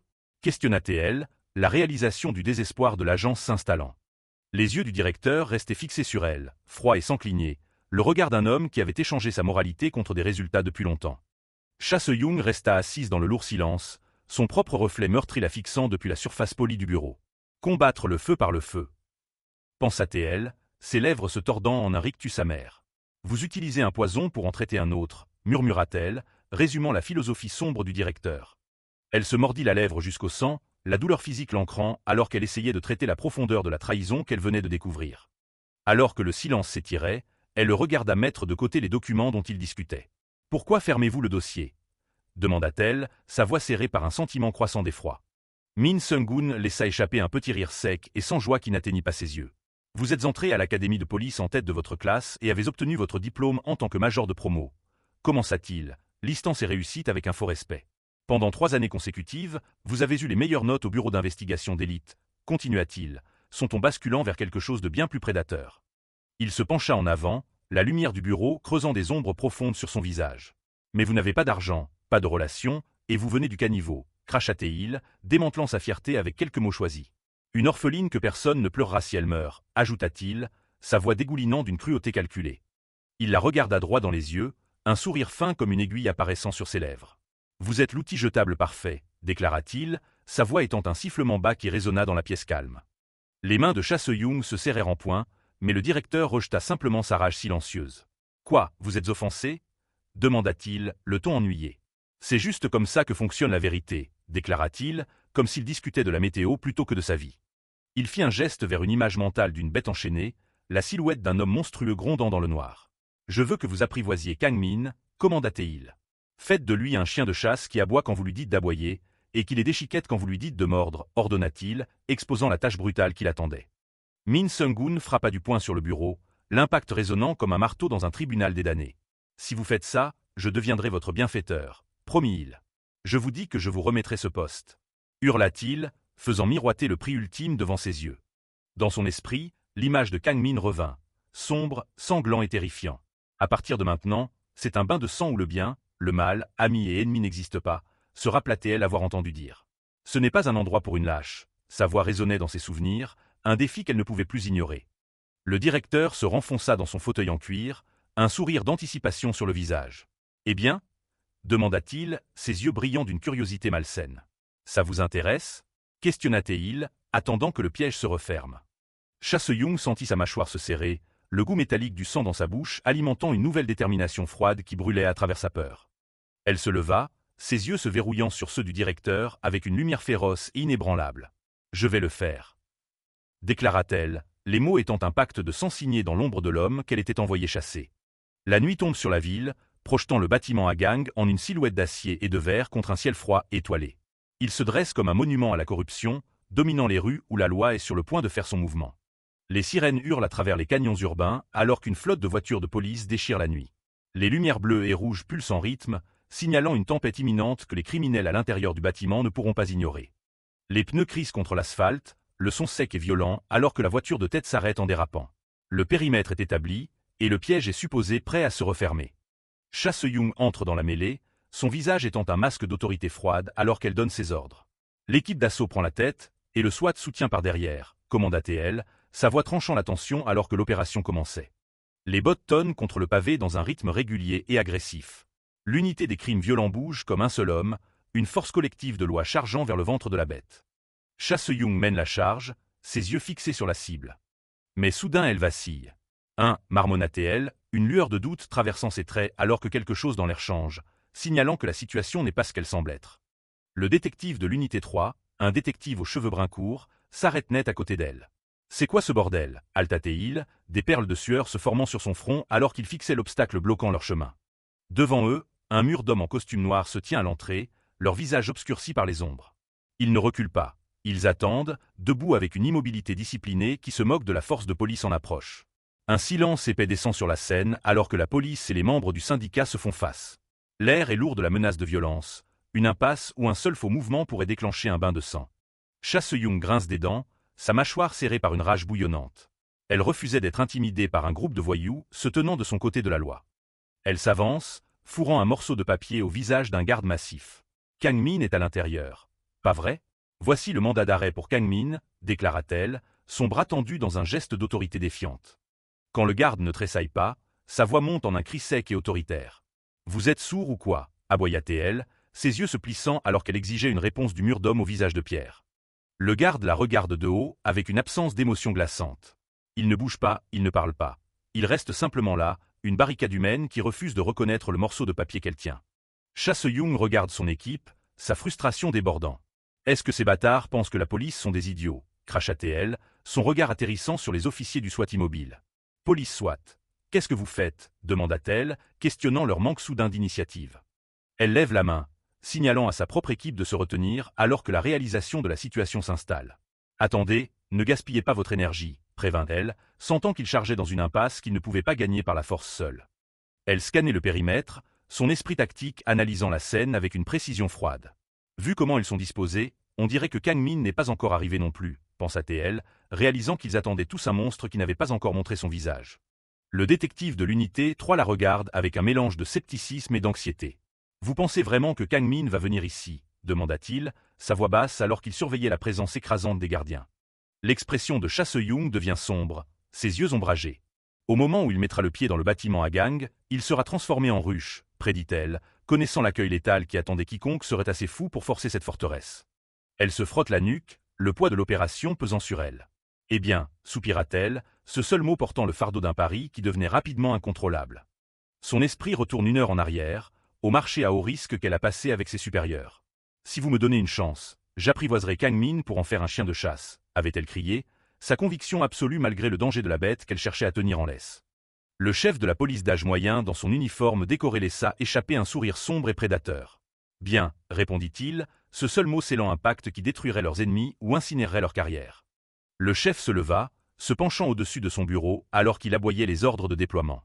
Alors prenez immédiatement l'unité des crimes violents 3 et l'équipe SWAT de la police et déployez-vous au bâtiment à gang, commanda-t-il. Kang Min ira directement frapper Y.O. Han-san, ajouta-t-il, son plan aussi impitoyable que l'homme qu'il déchaînait. Revenant au présent, Cha Se-young lève les yeux vers la structure imposante, réalisant l'ampleur du piège. Tout comme ce détective l'a dit, dans ce bâtiment à gang, il doit y avoir plus de 1000 membres de l'organisation rassemblés par les gardiens, calcula-t-elle, les chiffres peignant le tableau d'un massacre impossible. Le regard de Cha Se-young se fixe sur le pont en haute altitude reliant les tours, son esprit cartographiant la géographie létale du bâtiment à gang. Surtout sur ce pont de tours, qu'il faut traverser pour atteindre le bureau du président, nota-t-elle, identifiant le goulot d'étranglement le plus étroit et le plus dangereux de toute la forteresse. Elle connaissait les légendes des hommes stationnés là-bas, des maîtres envoyés par le patron de la triade qui avait juré fraternité avec Y.O. Han-san. Il l'appelle le pont des lamentations parce que personne ne peut traverser ce pont vivant, pensa-t-elle sombrement, se demandant comment quiconque pourrait espérer survivre à une telle épreuve. Une lourde question planait dans l'air, un défi silencieux dirigé vers le fantôme d'un homme qui aurait dû être mort. Comment Kang Min prévoit-il de percer cette forteresse de fer imprenable? Résonna la pensée, reflétant la confiance absolue que le clan Agang avait dans ses défenses alors qu'il se préparait à un siège. Au plus profond du sanctuaire intérieur du bâtiment Agang, l'atmosphère était épaisse de fumée de cigares et du poids d'une tension inexprimée. Les chefs du syndicat étaient assis dans la faible lumière du bureau de la tour, leur posture détendue mais alerte, comme des prédateurs attendant une proie qui pourrait ne jamais se montrer. Kinara, chassant CHUL se pencha en arrière, ses doigts cicatrisés entrelacés derrière sa tête alors qu'il faisait craquer ses jointures avec un son sec et répétitif. « Est-ce que ce bâtard va vraiment venir ?» demanda-t-il, sa voix dégoulinant d'un mélange d'ennui et d'anticipation alors qu'il regardait vers le centre de la pièce, doutant de la résolution de l'homme qu'il chassait. Un homme au visage sévère en costume se pencha en avant, ses yeux froids et inébranlables. « Bien sûr qu'il viendra », déclara-t-il platement, sa certitude tranchant à travers le scepticisme. Comment pourrait-il en être autrement? Une autre voix se joignit depuis les ombres. C'est le genre de type qui vendrait son âme si ça signifiait qu'il pouvait nous tuer, conclut l'homme, reconnaissant la motivation singulière et suicidaire de l'homme qu'ils appelaient autrefois un allié. Un sourire fin et prédateur s'étala sur une rangée de dents blanches, la peau de son visage se tirant dans un masque de joie sadique. C'était le sourire d'un homme qui appréciait la perspective d'un bain de sang, une lueur d'excitation sombre cachée dans les ombres du bureau de la tour. Yu Han-san était assis à son bureau massif, son menton reposant sur sa main alors qu'il observait ses subordonnés avec un regard calculateur. Il ressemblait à un roi dans sa salle du trône, apparemment intouchable derrière les couches d'acier et de muscles qui le protégeaient, ses yeux abritant une malice froide et exécutive. Tout le monde semble sur les nerfs, musa le meneur depuis les ombres. Ces mots pétrifièrent instantanément les hommes, figeant leurs expressions alors que la tension dans la pièce atteignait un point d'ébullition. Celui qui est vraiment anxieux, ce n'est pas le président, questionna l'un des hommes, ses yeux fixés sur Yuan San dans un défi subtil. Nous nous préparons pour un jour comme aujourd'hui depuis 10 ans, ajouta-t-il, rappelant au groupe la rancune vieille d'une décennie qui arrivait enfin à son terme au centre de leur pouvoir. Vraiment? Si vous êtes si confiant, pourquoi avez-vous laissé le yaksha s'échapper juste sous vos yeux? Défia une voix depuis les ombres, les mots tranchant à travers le faux sentiment de sécurité de la pièce. La réaction fut immédiate, une inspiration brusque alors que l'échec de leur rencontre précédente refaisait surface. La mâchoire de Kim Do-young se serra, ses dents grinçant ensemble avec un son métallique qui résonna dans la pièce calme. Parce que je ne m'attendais pas à ce que le yaksha me tourne le dos, grogna-t-il, la trahison étant encore une blessure fraîche et vive qui exigeait une résolution violente et un lourd prix en sang. Un poing s'abattit sur la table, l'impact faisant trembler les ornements de bureau coûteux alors que le tempérament de Kim Do-young s'enflammait. Si on se retrouve face à face, je briserai la colonne vertébrale de ce bâtard, jura-t-il, sa voix étant une promesse basse et gutturale de brutalité qui glaça l'air dans la salle de réunion. Les visages dans la pièce étaient baignés d'une lueur rouge sinistre, leurs traits tordus par une haine commune et ancienne. Parce que le yaksha et nous sommes des ennemis mortels qui ne peuvent pas respirer sous le même ciel, la pensée résonna parmi les conspirateurs, cimentant le fait qu'il n'y aurait pas de paix, seulement l'anéantissement total pour celui qui resterait debout en dernier. Loin des hauteurs du bâtiment Agang, les rues crasseuses de Daerim-dong, Séoul, reposaient silencieuses et sombres sous la lumière des étoiles. Les néons vacillaient au-dessus des ruelles vides, cachant la violence qui était sur le point de se dérouler dans les ombres des bas-fonds de la ville, loin des yeux de la loi. Les fenêtres d'un bureau délabré étaient givrées, cachant la misère à l'intérieur aux regards indiscrets de la rue. « Bouge pas, Tassik » ordonna une voix derrière la vitre, les mots froids et professionnels. « Un faux mouvement et ton poignet saute » suivit la menace, livrée avec une indifférence désinvolte qui parlait d'une cruauté de longue date. Une tête de hache, tachée et lourde, planait précairement au-dessus d'une main tremblante attachée à un banc en bois. « Je t'ai pas dit de pas bouger » marmonna Li Shingil, sa voix étant un contraste calme avec les cris étouffés de Hu émanant de l'homme piégé sous lui alors que la lame se rapprochait de la chair. Kim Tassik était attaché à la surface en bois, ses yeux écarquillés d'une terreur qui transcendait la douleur alors qu'il levait les yeux vers son tourmenteur. « Chechehil. Li Chung-hil. »« Pourquoi tu me fais ça » implora-t-il, sa voix se brisant dans l'air froid. « T'as les oreilles bouchées » demanda Li Shingil, se penchant avec un ton mielleux et écœurant qui glaça le sang de la victime.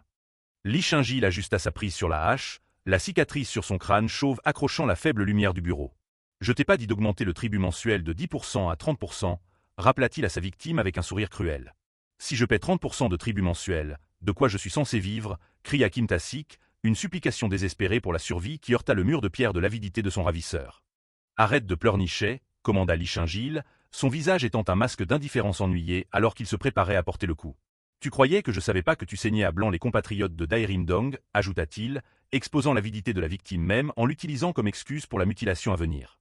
La lourde porte du bureau s'ouvrit en grinçant, jetant un rail de lumière dans la pièce sombre où la torture avait lieu. « Vous êtes occupé » demanda une voix calme et profonde, interrompant le rituel de violence avec une politesse glaçante qui figea chaque homme dans la pièce sur place. Kang Min se tenait dans l'embrasure de la porte, sa silhouette imposante alors qu'il se frottait la nuque d'un geste décontracté, presque ennuyé. Il semblait complètement déplacé dans l'antre de violence, et pourtant il était indéniablement la chose la plus dangereuse dans la pièce, sa présence seule commandant le silence. Les yeux de Kim Tassik manquèrent de sortir de leurs orbites lorsqu'il reconnut l'homme debout à l'entrée. « Le Y-Yaksa » bégaya-t-il, le nom légendaire suffisant à lui seul pour drainer le peu de couleur restant sur son visage alors qu'il réalisait que son cauchemar venait de prendre un tournant encore plus terrifiant.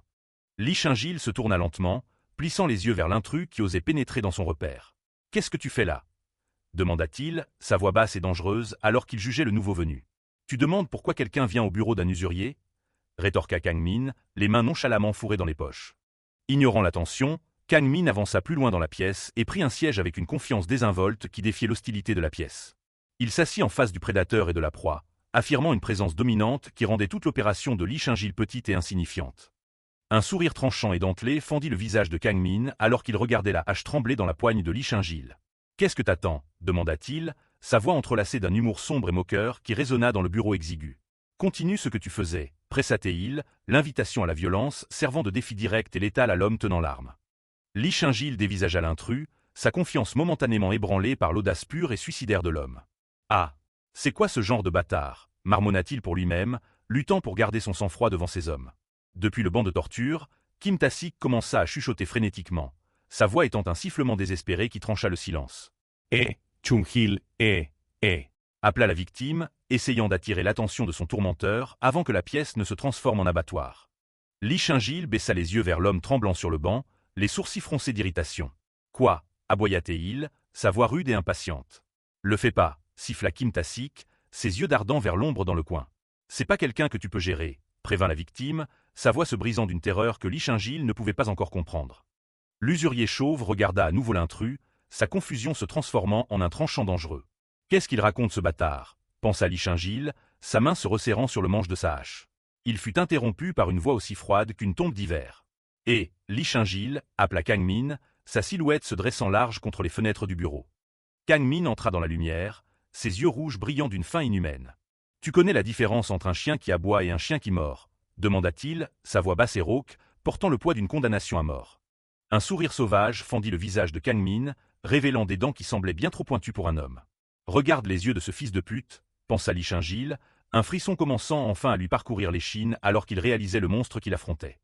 Kang Min se pencha plus près, son regard épinglant l'usurier sur place comme un papillon sur une planche. « Alors tu verras tout », murmura-t-il, ces mots étant une sombre promesse de l'agonie qui était sur le point de se dérouler. Li Chingil ne put que serrer les dents, le son de sa propre mâchoire se contractant résonnant dans le bureau silencieux.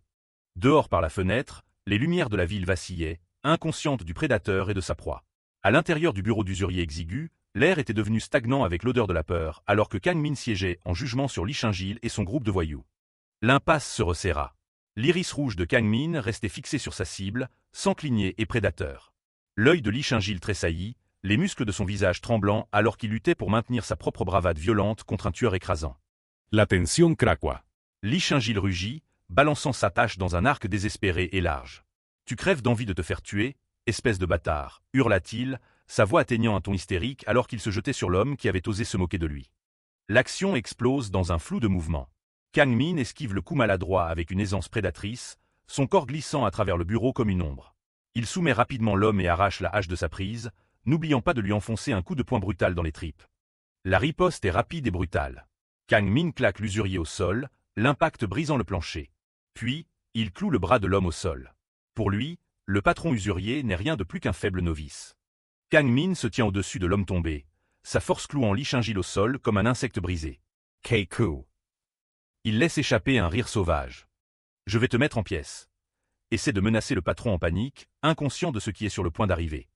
La hache descend avec un sifflement qui coupe l'air. Il n'y a pas d'hésitation, seulement l'efficacité froide et mécanique d'un abattoir. Un bruit d'impact écœurant résonna à travers la pièce. Le sang gicla sur les murs en un motif violent et abstrait, signalant la fin brutale et définitive du tyran de Daerim-dong. Kang Min émergea des ombres, son visage et sa chemise trempés de la gerbe chaude et sombre de sa victime. Il ressemblait à un démon né de la nuit, ses yeux brillants étant la seule chose visible dans la faible lumière alors qu'il contemplait le carnage qu'il avait causé. De retour au bâtiment à gang, l'atmosphère est stérile et calme. Un subordonné portant des lunettes de soleil répond au téléphone d'un ton froid et détaché. « Allô ?» Quelque chose à l'autre bout du fil attira son attention. Ses yeux s'écarquillèrent derrière les verres sombres. Il se tourna vers le président Y.O. Hansan pour faire son rapport. « Les gars du Bureau national d'investigation viennent de partir », rapporta le gardien, sa voix neutre mais portant le poids d'une opération ratée. « Quoi ?» aboya Y.O. Hansan, son visage tressaillant de frustration. Kim Do-young se leva de son siège et prit la parole. « Si la police venue attraper le Yaksha est partie, ça veut dire qu'il ne vient pas, » conclut-il, son évaluation écartant toute menace supplémentaire pour le bâtiment. La tension dans la salle de réunion se dissolut en un mélange aigre de soulagement et d'agacement. « On est venu jusqu'ici pour rien », marmonna l'un des gardiens, se levant et s'étirant. « On va partir aussi maintenant », ajouta un autre, le muscle collectif du clan Agang commençant à se disperser alors que le danger perçu s'évanouissait. Kim Do-young semblait piégé entre la peur et la fierté insultée alors qu'il regardait les gardiens lui tourner le dos. Il sentait son contrôle sur l'Empire lui glisser entre les doigts, même si les murs du bâtiment restaient intacts. Soudain, il se figea et laissa échapper un halètement. Kim Do-young s'arrêta à la porte, regardant le président avec un regard plein de moquerie. « J'espère que vous ne ferez plus ce genre de choses, président, » dit-il, sa voix dégoulinant de condescendance. Y.O. Hansan leva les yeux, le visage pâle et les yeux écarquillés. « Ce genre de choses » répéta-t-il avec confusion. « Je veux dire nous convoquer, nous les gardiens, pour un oui ou pour un non sans information précise, » clarifia Kim Do-young, son manque de respect coupant plus profondément que n'importe quel coup physique. Les silhouettes des gardiens se dirigèrent vers la sortie, leur départ sonnant comme le glas de l'autorité du président. « Les gens pourraient penser qu'on est volarbin, président, » ajouta l'homme cicatrisé, sa pique finale flottant dans l'air alors que la pièce se vidait. « Ek » siffla Yuan San, ses dents grinçant si fort ensemble qu'elles menaçaient de se fissurer sous le poids de son humiliation montante. La sueur coulait sur son visage alors qu'il réalisait que son empire devenait une ville fantôme, son autorité s'effritant alors même que les gardiens s'attardaient juste assez longtemps pour être témoins des fissures dans son calme. Il prit une profonde inspiration, essayant de retrouver un semblant de dignité alors que le groupe se dirigeait vers la sortie. « C'est bon, je ferai plus attention à partir de maintenant », forçat-il, sa voix creuse et manquant de toute conviction réelle, alors qu'il tentait de sauver le peu d'autorité restant avant que la porte ne l'enferme finalement avec sa propre terreur grandissante. Kim Do-young marqua une pause sur le seuil, un sourire condescendant tirant le coin de ses lèvres cicatrisées. « On apprécie votre considération, président, » dit-il, sa voix dégoulinant d'un faux respect qui servit d'insulte finale et cuisante à l'homme derrière le bureau. Il n'attendit pas de réponse, tournant le dos au président avec l'indifférence désinvolte d'un homme qui ne craignait plus son supérieur. Les lourdes portes laquées du bureau se refermèrent avec une finalité qui résonna dans les couloirs de plus en plus vides du bâtiment à gang. Le bruit du loquet s'enclenchant fut comme la frappe d'un marteau, scellant l'isolement de Yuan San dans son propre tombeau de gratte-ciel. Le silence qui suivit était lourd et étouffant, ponctué seulement par le bourdonnement lointain de la ville. Yuan San s'affala dans son fauteuil de direction, le cuir craquant sous le poids de sa frustration montante. « Fais chier », siffla-t-il, ce seul mot s'échappant de ses lèvres comme la vapeur d'une cocotte minute. Il fixa les portes closes, la réalisation de son influence déclinante commençant à brûler dans sa poitrine comme un poison à action lente. La rage déborda finalement, transformant le visage de Yuan San en un masque de fureur contorsionné. Il s'arracha les cheveux, les yeux écarquillés et injectés de sang alors qu'il fixait le vide de son propre échec. « Ces bâtards !» hurla-t-il à la pièce vide, sa voix se brisant d'un mélange de haine et de désespoir. La trahison des gardiens coupait plus profondément que n'importe quelle lame, laissant le président aux prises avec la vérité terrifiante qu'il était vraiment seul dans le noir. La nuit tombe sur la ville, mais les néons des magasins ne peuvent masquer la tension qui couve au sein du poste de police local. Dans les rues à l'extérieur, l'atmosphère est lourde d'incrédulité. La voix d'un officier résonne de frustration, demandant « Vous avez coupé le poignet de quelqu'un avec une hache ?» Un autre officier rejoint le chœur d'indignation, exigeant de savoir qui a laissé sortir ce type avec une peine avec sursis. À l'intérieur du poste, l'homme au centre de la tempête reste d'un calme dérangeant. Kang Min, sa chemise blanche éclaboussée de sang frais, regarde devant lui avec un regard creux et moqueur. « Et le quartier général de l'investigation nationale va bientôt accourir pour me libérer, » murmura Kang Min, sa confiance aussi froide que l'acier qu'il a utilisé. L'officier du commissariat claque un dossier lourd sur le bureau, son visage tordu par un mélange de fureur et d'incrédulité. « Ce bâtard est complètement fou », grogna l'officier, se penchant par-dessus le comptoir vers le criminel enchaîné. Il aboya une autre question à l'homme silencieux, demandant « Pourquoi l'investigation nationale serait assez folle pour venir libérer un criminel vicieux comme toi ?» Les lourdes portes du poste s'ouvrent à la volée, coupant la diatribe de l'officier. Une femme au regard perçant et à l'air d'autorité absolue entre, flanquée d'officiers tactiques armés. Investigation Nationale. Où est Kang Min ? Demanda Cha Se-young, sa voix tranchant la pièce comme une lame. L'officier du commissariat se fige, sa main reposant toujours sur le dossier alors qu'il lève les yeux vers l'intrusion soudaine. Derrière lui, Kang Min reste assis, une ombre contre les lumières crues du bureau. L'arrivée des enquêteurs de haut rang signale un changement de pouvoir pour lequel les flics locaux ne sont pas préparés. Kang Min se lève lentement de sa chaise, un sourire prédateur s'étalant sur son visage tacheté de sang alors qu'il reconnaît la nouvelle venue. « Yko, t'es venu plus vite que prévu », dit Kang Min, son ton dégoulinant d'une insolence désinvolte qui ignorait la gravité de sa situation. La réponse de l'enquêtrice est immédiate et létale. Cha Se-young ne s'embarrasse pas de mots. Elle attrape son arme de service, le clic métallique du revolver qu'on arme résonnant dans le silence tendu de la pièce. Ce bâtard, siffla Cha Se-young dans sa barbe, sa patience à son terme absolu. Dans un éclair de mouvement, Cha Se-young se jette en avant, pressant le canon froid de son revolver directement contre le cou de Kang Min. Elle le regarde dans les yeux avec une intensité meurtrière, sa voix montant en un cri. « J'ai l'air d'une victime pour toi, espèce de petite racaille. » Hurla Cha Se-young, son doigt se crispant sur la gâchette. Kang Min ne tressaille pas. Il regarde la femme tenant sa vie entre ses mains, son expression illisible, presque ennuyée. Le sang sur son visage a commencé à sécher, formant des croûtes sombres qui ne font qu'accentuer le vide dans son regard. Le canon de l'arme s'enfonce dans sa peau, mais l'homme connu sous le nom de Yaksha ne semble rien ressentir. La scène s'éloigne du poste de police vers un bâtiment calme et indescriptible dans une autre partie de la ville. Bien au-dessus des rues, une unité de climatisation bourdonne d'un bruit sourd et mécanique, témoin solitaire de la réunion clandestine qui se déroule à l'intérieur. C'est un endroit pour les secrets et les plans désespérés. À l'intérieur du bureau exigu, la dynamique de pouvoir s'est inversée. Kang Min est assis confortablement dans une chaise à haut dossier, ses pieds reposant avec arrogance sur la table comme s'il possédait la pièce. Cha Se-young l'observe de l'autre côté du bureau, les bras croisés, tandis que Kim Ta-sik est assis à proximité, la tête baissée dans une posture de défaite et d'épuisement. Kang Min se penche en arrière, regardant l'homme plus âgé avec un air désinvolte de domination. « Ta-Sik, je vais avoir besoin d'utiliser ton bureau pendant un moment », déclara Kang Min, traitant la demande comme un ordre. Kim Ta-Sik ne put que bégayer en réponse, sa voix tremblant de peur. Hein. C'est, laissa traîner Kim Ta-Sik, incapable de trouver les mots pour refuser. L'air dans la pièce devient soudainement épais d'une pression suffocante. Le visage de Kang Min s'assombrit, ses traits se tordant en un masque de pure intimidation. « Quoi? T'as un problème ?» demanda Kang Min, sa voix descendant en un grognement bas et menaçant qui rendait clair qu'il n'y avait qu'une seule réponse acceptable. Les yeux de Kim Ta-Sik s'écarquillent de terreur alors qu'il fixe l'ombre qui plane sur lui.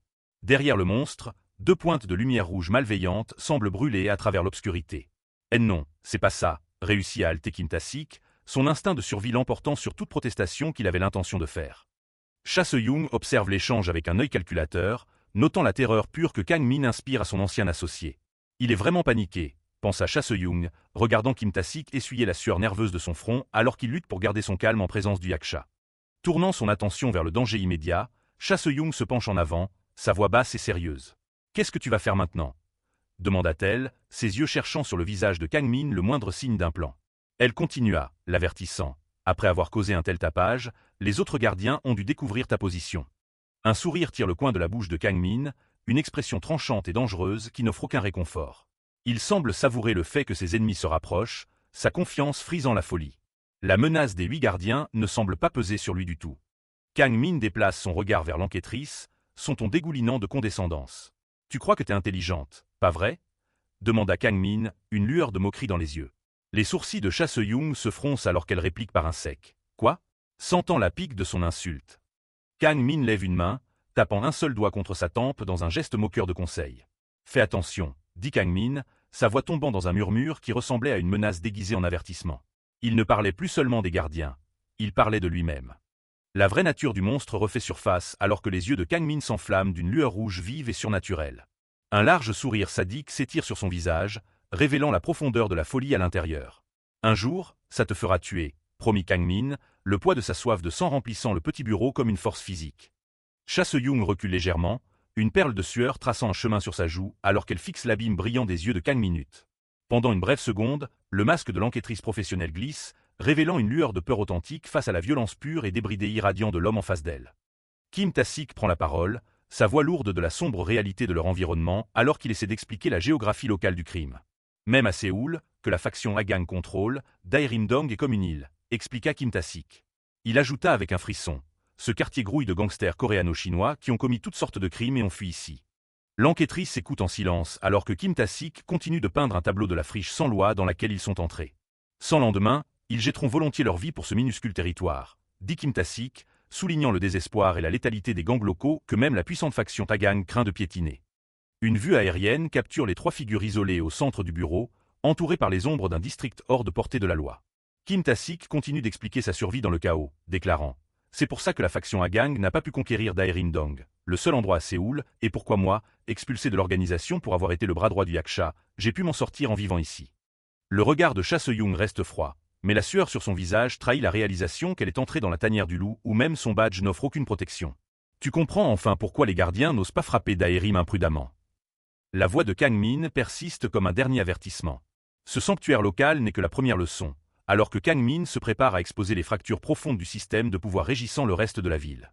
Kang Min se penche en arrière, un sourire calculateur traversant son visage alors qu'il s'apprête à peler les couches de la hiérarchie de la pègre. Maintenant, laisse-moi te dire pourquoi c'est dur pour les gardiens de s'unir, dit Kang Min, sa voix portant le poids d'un homme qui a étudié ses ennemis depuis l'ombre. Une carte de Séoul apparaît, dentelée et colorée, mais chaque section représente un territoire de sang et de fer. La faction Hagang a divisé Séoul en 8 districts, chacun des 8 gardiens dirigeant un district dans un système féodal, expliqua Kang Min, traçant les frontières invisibles. Il nota le changement de pouvoir actuel, déclarant que YO San contrôle les districts de Gangbuk et du sud-est que Grand Frère et moi avons laissé vacants. Il conclut par une vérité froide, mais fondamentalement, chaque gardien est le seigneur de sa région. Le regard de Kang Min s'intensifie, ses yeux se plissant alors qu'il défie l'idée même de coopération entre monstres. Tu crois qu'O Young-ju, seigneur du district sud-ouest, demanderait de l'aide aux autres gardiens parce qu'il ne peut pas protéger son propre territoire? Demanda Kang Min, ses mots dégoulinant d'une compréhension cynique de la fierté criminelle. L'enquêtrice, Cha Se-young, laisse échapper un petit halètement de réalisation alors que les pièces du puzzle commencent à se mettre en place. Ah, chuchota Cha Se-young, les yeux écarquillés de choc. Kang Min confirma son horreur naissante d'un signe de tête sinistre, déclarant « Il préférerait se faire prendre la tête plutôt que de faire ça. Pour ces hommes, demander de l'aide est une condamnation à mort en soi. » Les yeux de Kang Min s'embrasent d'une lumière cramoisie et sinistre alors que ses véritables intentions sont mises à nu. Construire une force sur Dairimdong, l'île flottant au milieu de Séoul, déclara Kang Min, sa voix montant avec une résolution sombre. Il exposa son chemin impitoyable, ajoutant « Et abattre les gardiens méfiants un par un, c'est ça mon plan. » La pièce tombe dans un silence lourd et oppressant. Kim Ta-sik, un homme à l'air fatigué avec un front en sueur et une expression perpétuellement anxieuse, est assis voûté sur sa chaise, son esprit apparemment écrasé par la gravité du plan. À côté de lui, Cha Se-young reste immobile, ses yeux fixés sur l'homme qu'elle est censée contrôler, mais qui est clairement celui qui tient les rênes. Cha Se-young laisse échapper un long soupir las, se frottant la tempe comme pour apaiser un mal de tête grandissant. « Très bien, je comprends ton plan, » dit Cha Se-young, sa voix semblant vaincue mais toujours vive d'un intérêt professionnel. Elle était venue pour des informations, et elle en avait reçu plus que ce qu'elle avait négocié. Mais l'enquêtrice n'est pas prête à abandonner tout contrôle pour l'instant. Elle relève brusquement la tête, ses yeux flamboyants d'autorité. « Mais tu ne peux pas le faire seule, » déclara fermement Cha Se-young. Elle posa les termes de leur alliance précaire, ajoutant « J'ajouterai la puissance de la police. » Elle lui offrait le bouclier de la loi, un cadeau dangereux pour un homme comme lui. Cha Se-young pointe un doigt directement sur Kang Min, fixant la seule condition sur laquelle elle ne transigera pas. En échange, Kang Min, tu coopères avec moi aussi, exigea Cha Se-young, sa voix résonnant dans le petit bureau. Elle souligna la règle finale avec une gravité absolue. Surtout, absolument pas de meurtre. La réponse est un rire sec et moqueur qui ressemble à une gifle. Le sourire de Kang Min devient cruel alors qu'il fixe la femme essayant de mettre un tigre en cage avec du fil. Est-ce que jouer les durs comme ça te donne l'impression d'être spécial? Ricana Kang Min, son ton dégoulinant d'un mépris total pour ses règles. L'insulte prend Cha Se-young au dépourvu, sa façade professionnelle se fissurant un instant. Quoi? Bégaya Cha Se-young, sa voix fluette de surprise. Kang Min ne manqua pas une miette, sa moquerie se transformant en un défi direct alors qu'il demandait « Jean, je vais avoir peur, hein ?» Il la testait, attendant qu'elle craque. Les yeux de Kang Min virent à une teinte terrifiante de rouge, la folie intérieure bouillonnant enfin à la surface. Il se penche plus près, sa voix étant un murmure bas et dangereux qui rend l'air de la pièce froid. Analyse la situation avant de tester les gens. Putain, cracha Kang Min, sa civilité disparaissant pour révéler le monstre en dessous. Un gros plan extrême révèle les yeux de Cha Se-young, écarquillés d'un mélange de fureur et de peur instinctive. La pression dans la pièce est devenue insupportable, un poids physique sur sa poitrine alors qu'elle réalise que l'homme devant elle n'est plus juste un criminel, mais une force de la nature qui refuse d'être apprivoisée. Le point de rupture arrive. Cha Se-young bondit sur ses pieds, sa main plongeant vers son étui alors qu'elle tire son arme avec une vitesse exercée. « Je t'ai dit que si tu me traites comme une victime une fois de plus, je te défonce. » Hurla Cha Se-young, son doigt se crispant sur la gâchette de son revolver alors qu'elle le braque sur la source de sa rage. La situation spirale dans un chaos absolu. Une voix autoritaire éclate avec un cri tonitruant « Taesika !» alors que la silhouette sombre d'une confrontation violente se profile. La pièce est avalée par les bruits d'une lutte désespérée, un ordre final est mis pour supprimer l'explosion inévitable de violence. Avant même qu'un coup de feu ne puisse retentir, Kim Ta-sik passe à l'action. Avec une vitesse qui défie complètement son apparence épuisée, il décoche un puissant coup de pied balayé, visant directement l'arme dans la main de Cha Se-young. L'impact est viscéral, un flou de mouvement qui prend Cha Se-young entièrement au dépourvu. Un reflet terrifiant dans un œil montre une silhouette sombre tendant la main, une main primale agrippant l'air même. Le cri du moment est figé dans le temps, le reflet de la rage du yaksha brûlé dans la vision de ceux qui osent se dresser sur son chemin. C'est un moment de terreur pure et inaltérée. Le revolver tourbillonne dans les airs, cliquetant sur le sol froid alors qu'il est botté hors de portée de l'enquêtrice. Le bruit du métal glissant résonne dans la pièce, une note finale de désarmement qui laisse les parties impliquées exposées et vulnérables à la violence brute qui est sur le point de suivre. Mais le retrait de l'arme ne déclenche qu'une attaque plus primitive. Kang Min se jette en avant, sa main se refermant autour de la gorge de Cha Se-young comme un piège d'acier. Il la plaque contre les meubles, la force de son impact lui coupant le souffle. Kirk!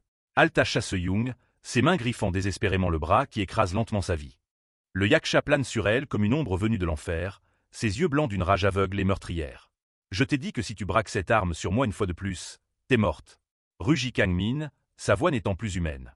Il était une créature de pure vengeance maintenant, et la loi ne signifiait rien pour lui. Soudain, l'expression de Kang Min change. Un son étrange et guttural s'échappe de sa gorge. « Ok. » Halta Kang Min, sa prise faiblissant pendant une fraction de seconde, comme si une douleur interne ou un souvenir l'avait soudainement frappé. La sueur coule sur son visage alors qu'il lutte pour maintenir sa prise sur la réalité autour de lui. Une vue en plongée révèle le corps mou de Kang Min s'effondrant directement sur Se-young. Debout au-dessus d'eux, Kim Ta-sik tremble visiblement, complètement déconcerté par la scène. Il y a un instant seulement, il avait été témoin d'un tourbillon de rage primale, mais maintenant, le monstre s'est simplement évanoui, affalé lourdement sur la fille. À peine libéré de sa prise létale, Cha Se-young se retrouve maintenant coincé sous le poids mort de Kang Min-hut. Sa poitrine se soulève alors qu'elle lutte pour reprendre son souffle. « Tous, tous !» siffle-t-elle, les yeux écarquillés d'un mélange de terreur et de confusion totale. Elle parvient à étouffer une question désespérée. « CCQOICE bordel !» Ka Kang-min. Réveille Théoi, cria Kim Ta-sik, sa voix semblant lointaine et creuse, résonnant comme depuis la fin d'un long tunnel sombre. La conscience du yaksha s'échappe, tirée en arrière par la gravité d'un souvenir bien plus puissant que la rage actuelle. Le présent s'efface dans un noir profond et étoilé, le récit se retirant à travers le rideau du temps. Il y a 10 ans, quartier général DE la faction Agang. Le texte marque le changement au sein d'une cour silencieuse et éclairée par la lune. Sous un ciel nocturne indifférent, 2 silhouettes se tiennent posées contre un mur de pierre, attendant les mots qui changeront éventuellement leur vie pour toujours. Dans les profondeurs de la mémoire, il y a 10 ans, l'obscurité de la nuit n'est brisée que par l'appel d'un nom. Min, dit grand frère, sa voix résonnant à travers la cour du quartier général de la faction Agang. Le plus jeune Kang Min se tourne pour faire face à son chef, répondant par un calme « Oui, grand frère ». L'air est immobile, mais le poids de la pègre pèse lourd entre eux. Grand frère contemple le ciel étoilé, sa silhouette nette contre le clair de lune. Un silence s'étire entre eux jusqu'à ce que le jeune homme prenne la parole. « Quelque chose te tracasse ?» demanda Kang Min, sentant la tension inhabituelle chez l'homme qu'il admirait le plus. Grand frère reste silencieux pendant un long moment, le monde autour d'eux semblant retenir son souffle. La lune se reflète clairement dans l'œil de grand frère, un disque pâle et froid veillant sur eux. Il brise enfin le silence, sa voix descendant vers un ton sérieux et bas. « Min, si, juste si », commença grand frère, le scénario hypothétique ayant un goût de cendre dans l'air nocturne. Il cherchait quelque chose dans les yeux de son plus jeune frère, une vérité qui n'avait pas encore été testée. La question qui suivit en était une qui définissait leur monde de loyauté et de sang. « Si l'un de nos frères s'avérait être un traître, que ferais-tu » demanda grand frère. Le jeune homme fut momentanément stupéfait par la sombre pensée. Pour lui, le concept même de trahison semblait complètement étranger. « Devrions-nous en punir un pour en avertir 100 » demanda grand frère, son visage plongé dans l'ombre. Il se pencha plus près, sa voix étant un murmure de mort, alors qu'il ajoutait « Devrions-nous prendre leur vie ?» Il testait la résolution du garçon qui deviendrait un jour un monstre. Le jeune Kang Min reste silencieux, son expression illisible sous la lumière des étoiles. Il traite le poids des mots de son chef, le choix entre la pitié et la froide nécessité de survie dans leur monde violent. Pendant un moment, il est juste un garçon pris dans l'ombre d'un géant, essayant de comprendre le coût de la fraternité. Un sourire brillant et innocent éclate soudainement sur le visage du jeune homme, un contraste saisissant avec la conversation sombre. « Et, on n'a pas échangé notre sang » gloussa Kang Min, ses yeux remplis d'une dévotion naïve mais féroce. Il secoua la tête à l'idée de trahison, ajoutant « Mais nous, les gardiens, sommes des frères encore plus liés que ça. » Il ne pouvait même pas imaginer un traître parmi eux. Kang Min regarde grand frère avec une foi absolue et inébranlable. « Comment pourrions-nous nous prendre la vie les uns aux autres » demanda Kang Min, sa voix remplie d'une confusion sincère qui prend grand frère au dépourvu. L'homme plus âgé le regarde en retour, ses yeux s'écarquillant légèrement en voyant la loyauté pure et non corrompue de son protégé. Le jeune homme continue, offrant une perspective de pardon qui semblait déplacée dans leur monde impitoyable. Si grand frère leur pardonne généreusement, ils se repentiront sûrement et reviendront, dit Kang Min, son optimisme brillant même dans le noir. Il se tenait droit, croyant que ce lien de fraternité pouvait surmonter même le péché ultime de la trahison. Le silence est brisé alors que grand frère se jette soudainement en avant, tirant le jeune homme dans une étreinte rude et fraternelle. L'impact est soudain, mais la chaleur du geste est claire. C'est un moment d'affection rare dans un monde bâti sur la peur, un lien que tous deux croyaient éternel. Grand frère laisse échapper un rire bruyant, frappant Kang Min dans le dos avec une force qui aurait coupé le souffle à un homme moindre. « Tu as raison, Min. » Rugit grand frère, ses inquiétudes précédentes apparemment oubliées face à l'esprit de son frère. Il déclara avec fierté « Notre cadet est plus magnanime que ce grand frère. » Grand frère tient le garçon par les épaules, le regardant avec un mélange d'amusement et de fierté sincère. « Tu as grandi, dit grand frère, sa voix s'adoucissant. Il le secoua légèrement comme pour souligner son point, répétant « Tu as vraiment grandi. » À ce moment-là, ils étaient plus que des membres de gang. Ils étaient une famille. Le jeune Kang Min rit, les yeux fermés de pur bonheur. Il est entouré par les étoiles et l'approbation de l'homme qu'il admire le plus. C'est le dernier moment de paix véritable qu'il connaîtra jamais, un souvenir d'une époque où le mot fraternité signifiait tout et où l'avenir semblait brillant. Le rêve se brise. Le jour présent revient avec un halètement violent. « Hawk !» rugit Kang Min alors qu'il se redresse brusquement, le corps trempé de sueur et la poitrine enveloppée de bandages tachés de sang. Il n'est plus le garçon idéaliste du flashback. Il est un animal blessé se réveillant dans un piège, ses yeux écarquillés d'une rage viscérale et persistante. L'obscurité du bureau est remplie de la présence d'autres personnes. Une silhouette se profile au premier plan alors qu'une voix tranche le bourdonnement dans ses oreilles. « Tu m'as fait peur !» cria Cha Seung, son cœur battant encore la chamade suite au réveil soudain et violent de l'homme qu'elle surveillait. À côté d'elle, Kim Ta-sik regarde avec un visage pâle, sa peur palpable. Les yeux de Kang Min sont injectés de sang et sauvage, son esprit encore à moitié piégé dans le passé. Il tend la main avec un instinct prédateur, ses mains agrippent en l'air comme s'il essayait de saisir un fantôme. « Yaksha, réveille-toi !» hurla Kim Ta-sik, sa voix désespérée alors qu'il regarde l'homme lutter pour concilier le souvenir avec le présent brutal. Il plaque Cha Seung contre le mur, sa prise étant une menace mortelle. Kim Ta-sik continue de crier, essayant d'ancrer l'homme déchaîné dans la réalité de leur situation désastreuse. « Tu as dit pas d'hôpital, alors j'ai appelé un charlatan pour recoudre ta blessure. » hurla Kim Ta-sik, expliquant les bandages grossiers et l'odeur d'antiseptique bon marché dans l'air. Kang Min halète pour de l'air, sa conscience revenant lentement alors que la douleur physique de ses blessures prend le dessus. La prise sur le col de Cha Seung se relâche soudainement alors que la force du Yaksha l'abandonne momentanément. « AK !» cria Cha Seung alors qu'elle est lâchée, ses mains volant vers sa gorge meurtrie. La libération soudaine est aussi violente que l'attaque, la laissant haletante sur le sol froid du bureau. Cha Seung s'effondre sur le sol, tout son corps tremblant de son contact avec la mort. Elle tousse violemment, ses yeux s'embuant de larmes alors qu'elle lutte pour retrouver son calme. À proximité, Kang Min, ses mains tachées de son propre sang, arrache soudainement la perfusion de son bras d'un coup sec. Kim Ta-sik brise le silence avec une nouvelle qui apporte un nouveau type de tension dans la pièce. « Jo Seong-hwang est là », dit Kim Ta-sik, sa voix plate d'effroi. Kang Min lève les yeux, son esprit s'éclaircissant alors qu'il traite la nouvelle menace. « Jo Seong-hwang. »« C'est qui ça ?» demanda Kang Min, sa voix basse et rauque, les noms de ses ennemis encore inconnus après 10 ans d'isolement. Une image sombre du nouvel arrivant traverse l'esprit, une ombre de sang et de violence. Le véritable patron des gangs coréano-chinois de Daerim-dong expliqua la narration interne. Il était décrit comme un vrai combattant qui a tué 6 cadres des triades sur le continent et s'est enfui. Jo Seong-hwang n'est pas juste un autre voyou. C'est un prédateur venu réclamer son territoire. Kang Min regarde devant lui, ses yeux commençant à briller d'une lumière rouge familière et dangereuse. Un sourire froid tire ses lèvres alors qu'il écoute les références de l'homme venu pour sa tête. « Eh bien, Lee Ching-il n'a pas ce qu'il faut pour être patron », déclara Kang Min, sa voix dénuée de toute peur. Il calculait déjà le sang qu'il était sur le point de verser. Malgré les bandages et la douleur, le Yaksha se prépare à la guerre. Il tourne le dos aux autres, sa charpente musculaire couverte de rubans adhésifs médical grossiers. « Vous êtes dans le chemin, alors vous deux, restez là », ordonna Kang Min, ses pas résonnant lourds et délibérés alors qu'il marche vers la porte. Il allait rencontrer la menace seul, comme il l'avait toujours fait. Cha Seung le regarde partir, les yeux écarquillés d'incrédulité et d'une lueur de véritable inquiétude pour l'homme qui venait d'essayer de la tuer. « Et, tu ne prévois pas de te battre dans cet état » hurla Cha Seung, sa voix résonnant dans le couloir. Elle ne pouvait pas comprendre la folie qui le poussait à chercher plus de sang, alors que son corps était déjà une carte de blessures fraîches et de points de suture tendus. La tension dans le bureau est un poids physique alors que Kim Ta-sik se tourne vers l'enquêtrice, sa voix à peine un murmure contre la toile de fond de la tempête à venir. Quand Kang Min a ces yeux-là, il vaut mieux ne pas le provoquer, prévint Kim Ta-sik, ses yeux reflétant la terreur persistante de l'explosion précédente du Yaksha. Il savait mieux que quiconque que la bête à l'intérieur de Kang Min n'était jamais vraiment endormie. Cha Seung reste figée, sa main montant instinctivement vers les bleus sombres se formant sur sa gorge. Elle reste silencieuse, son esprit s'emballant pour traiter la violence brute et débridée dont elle venait d'être témoin.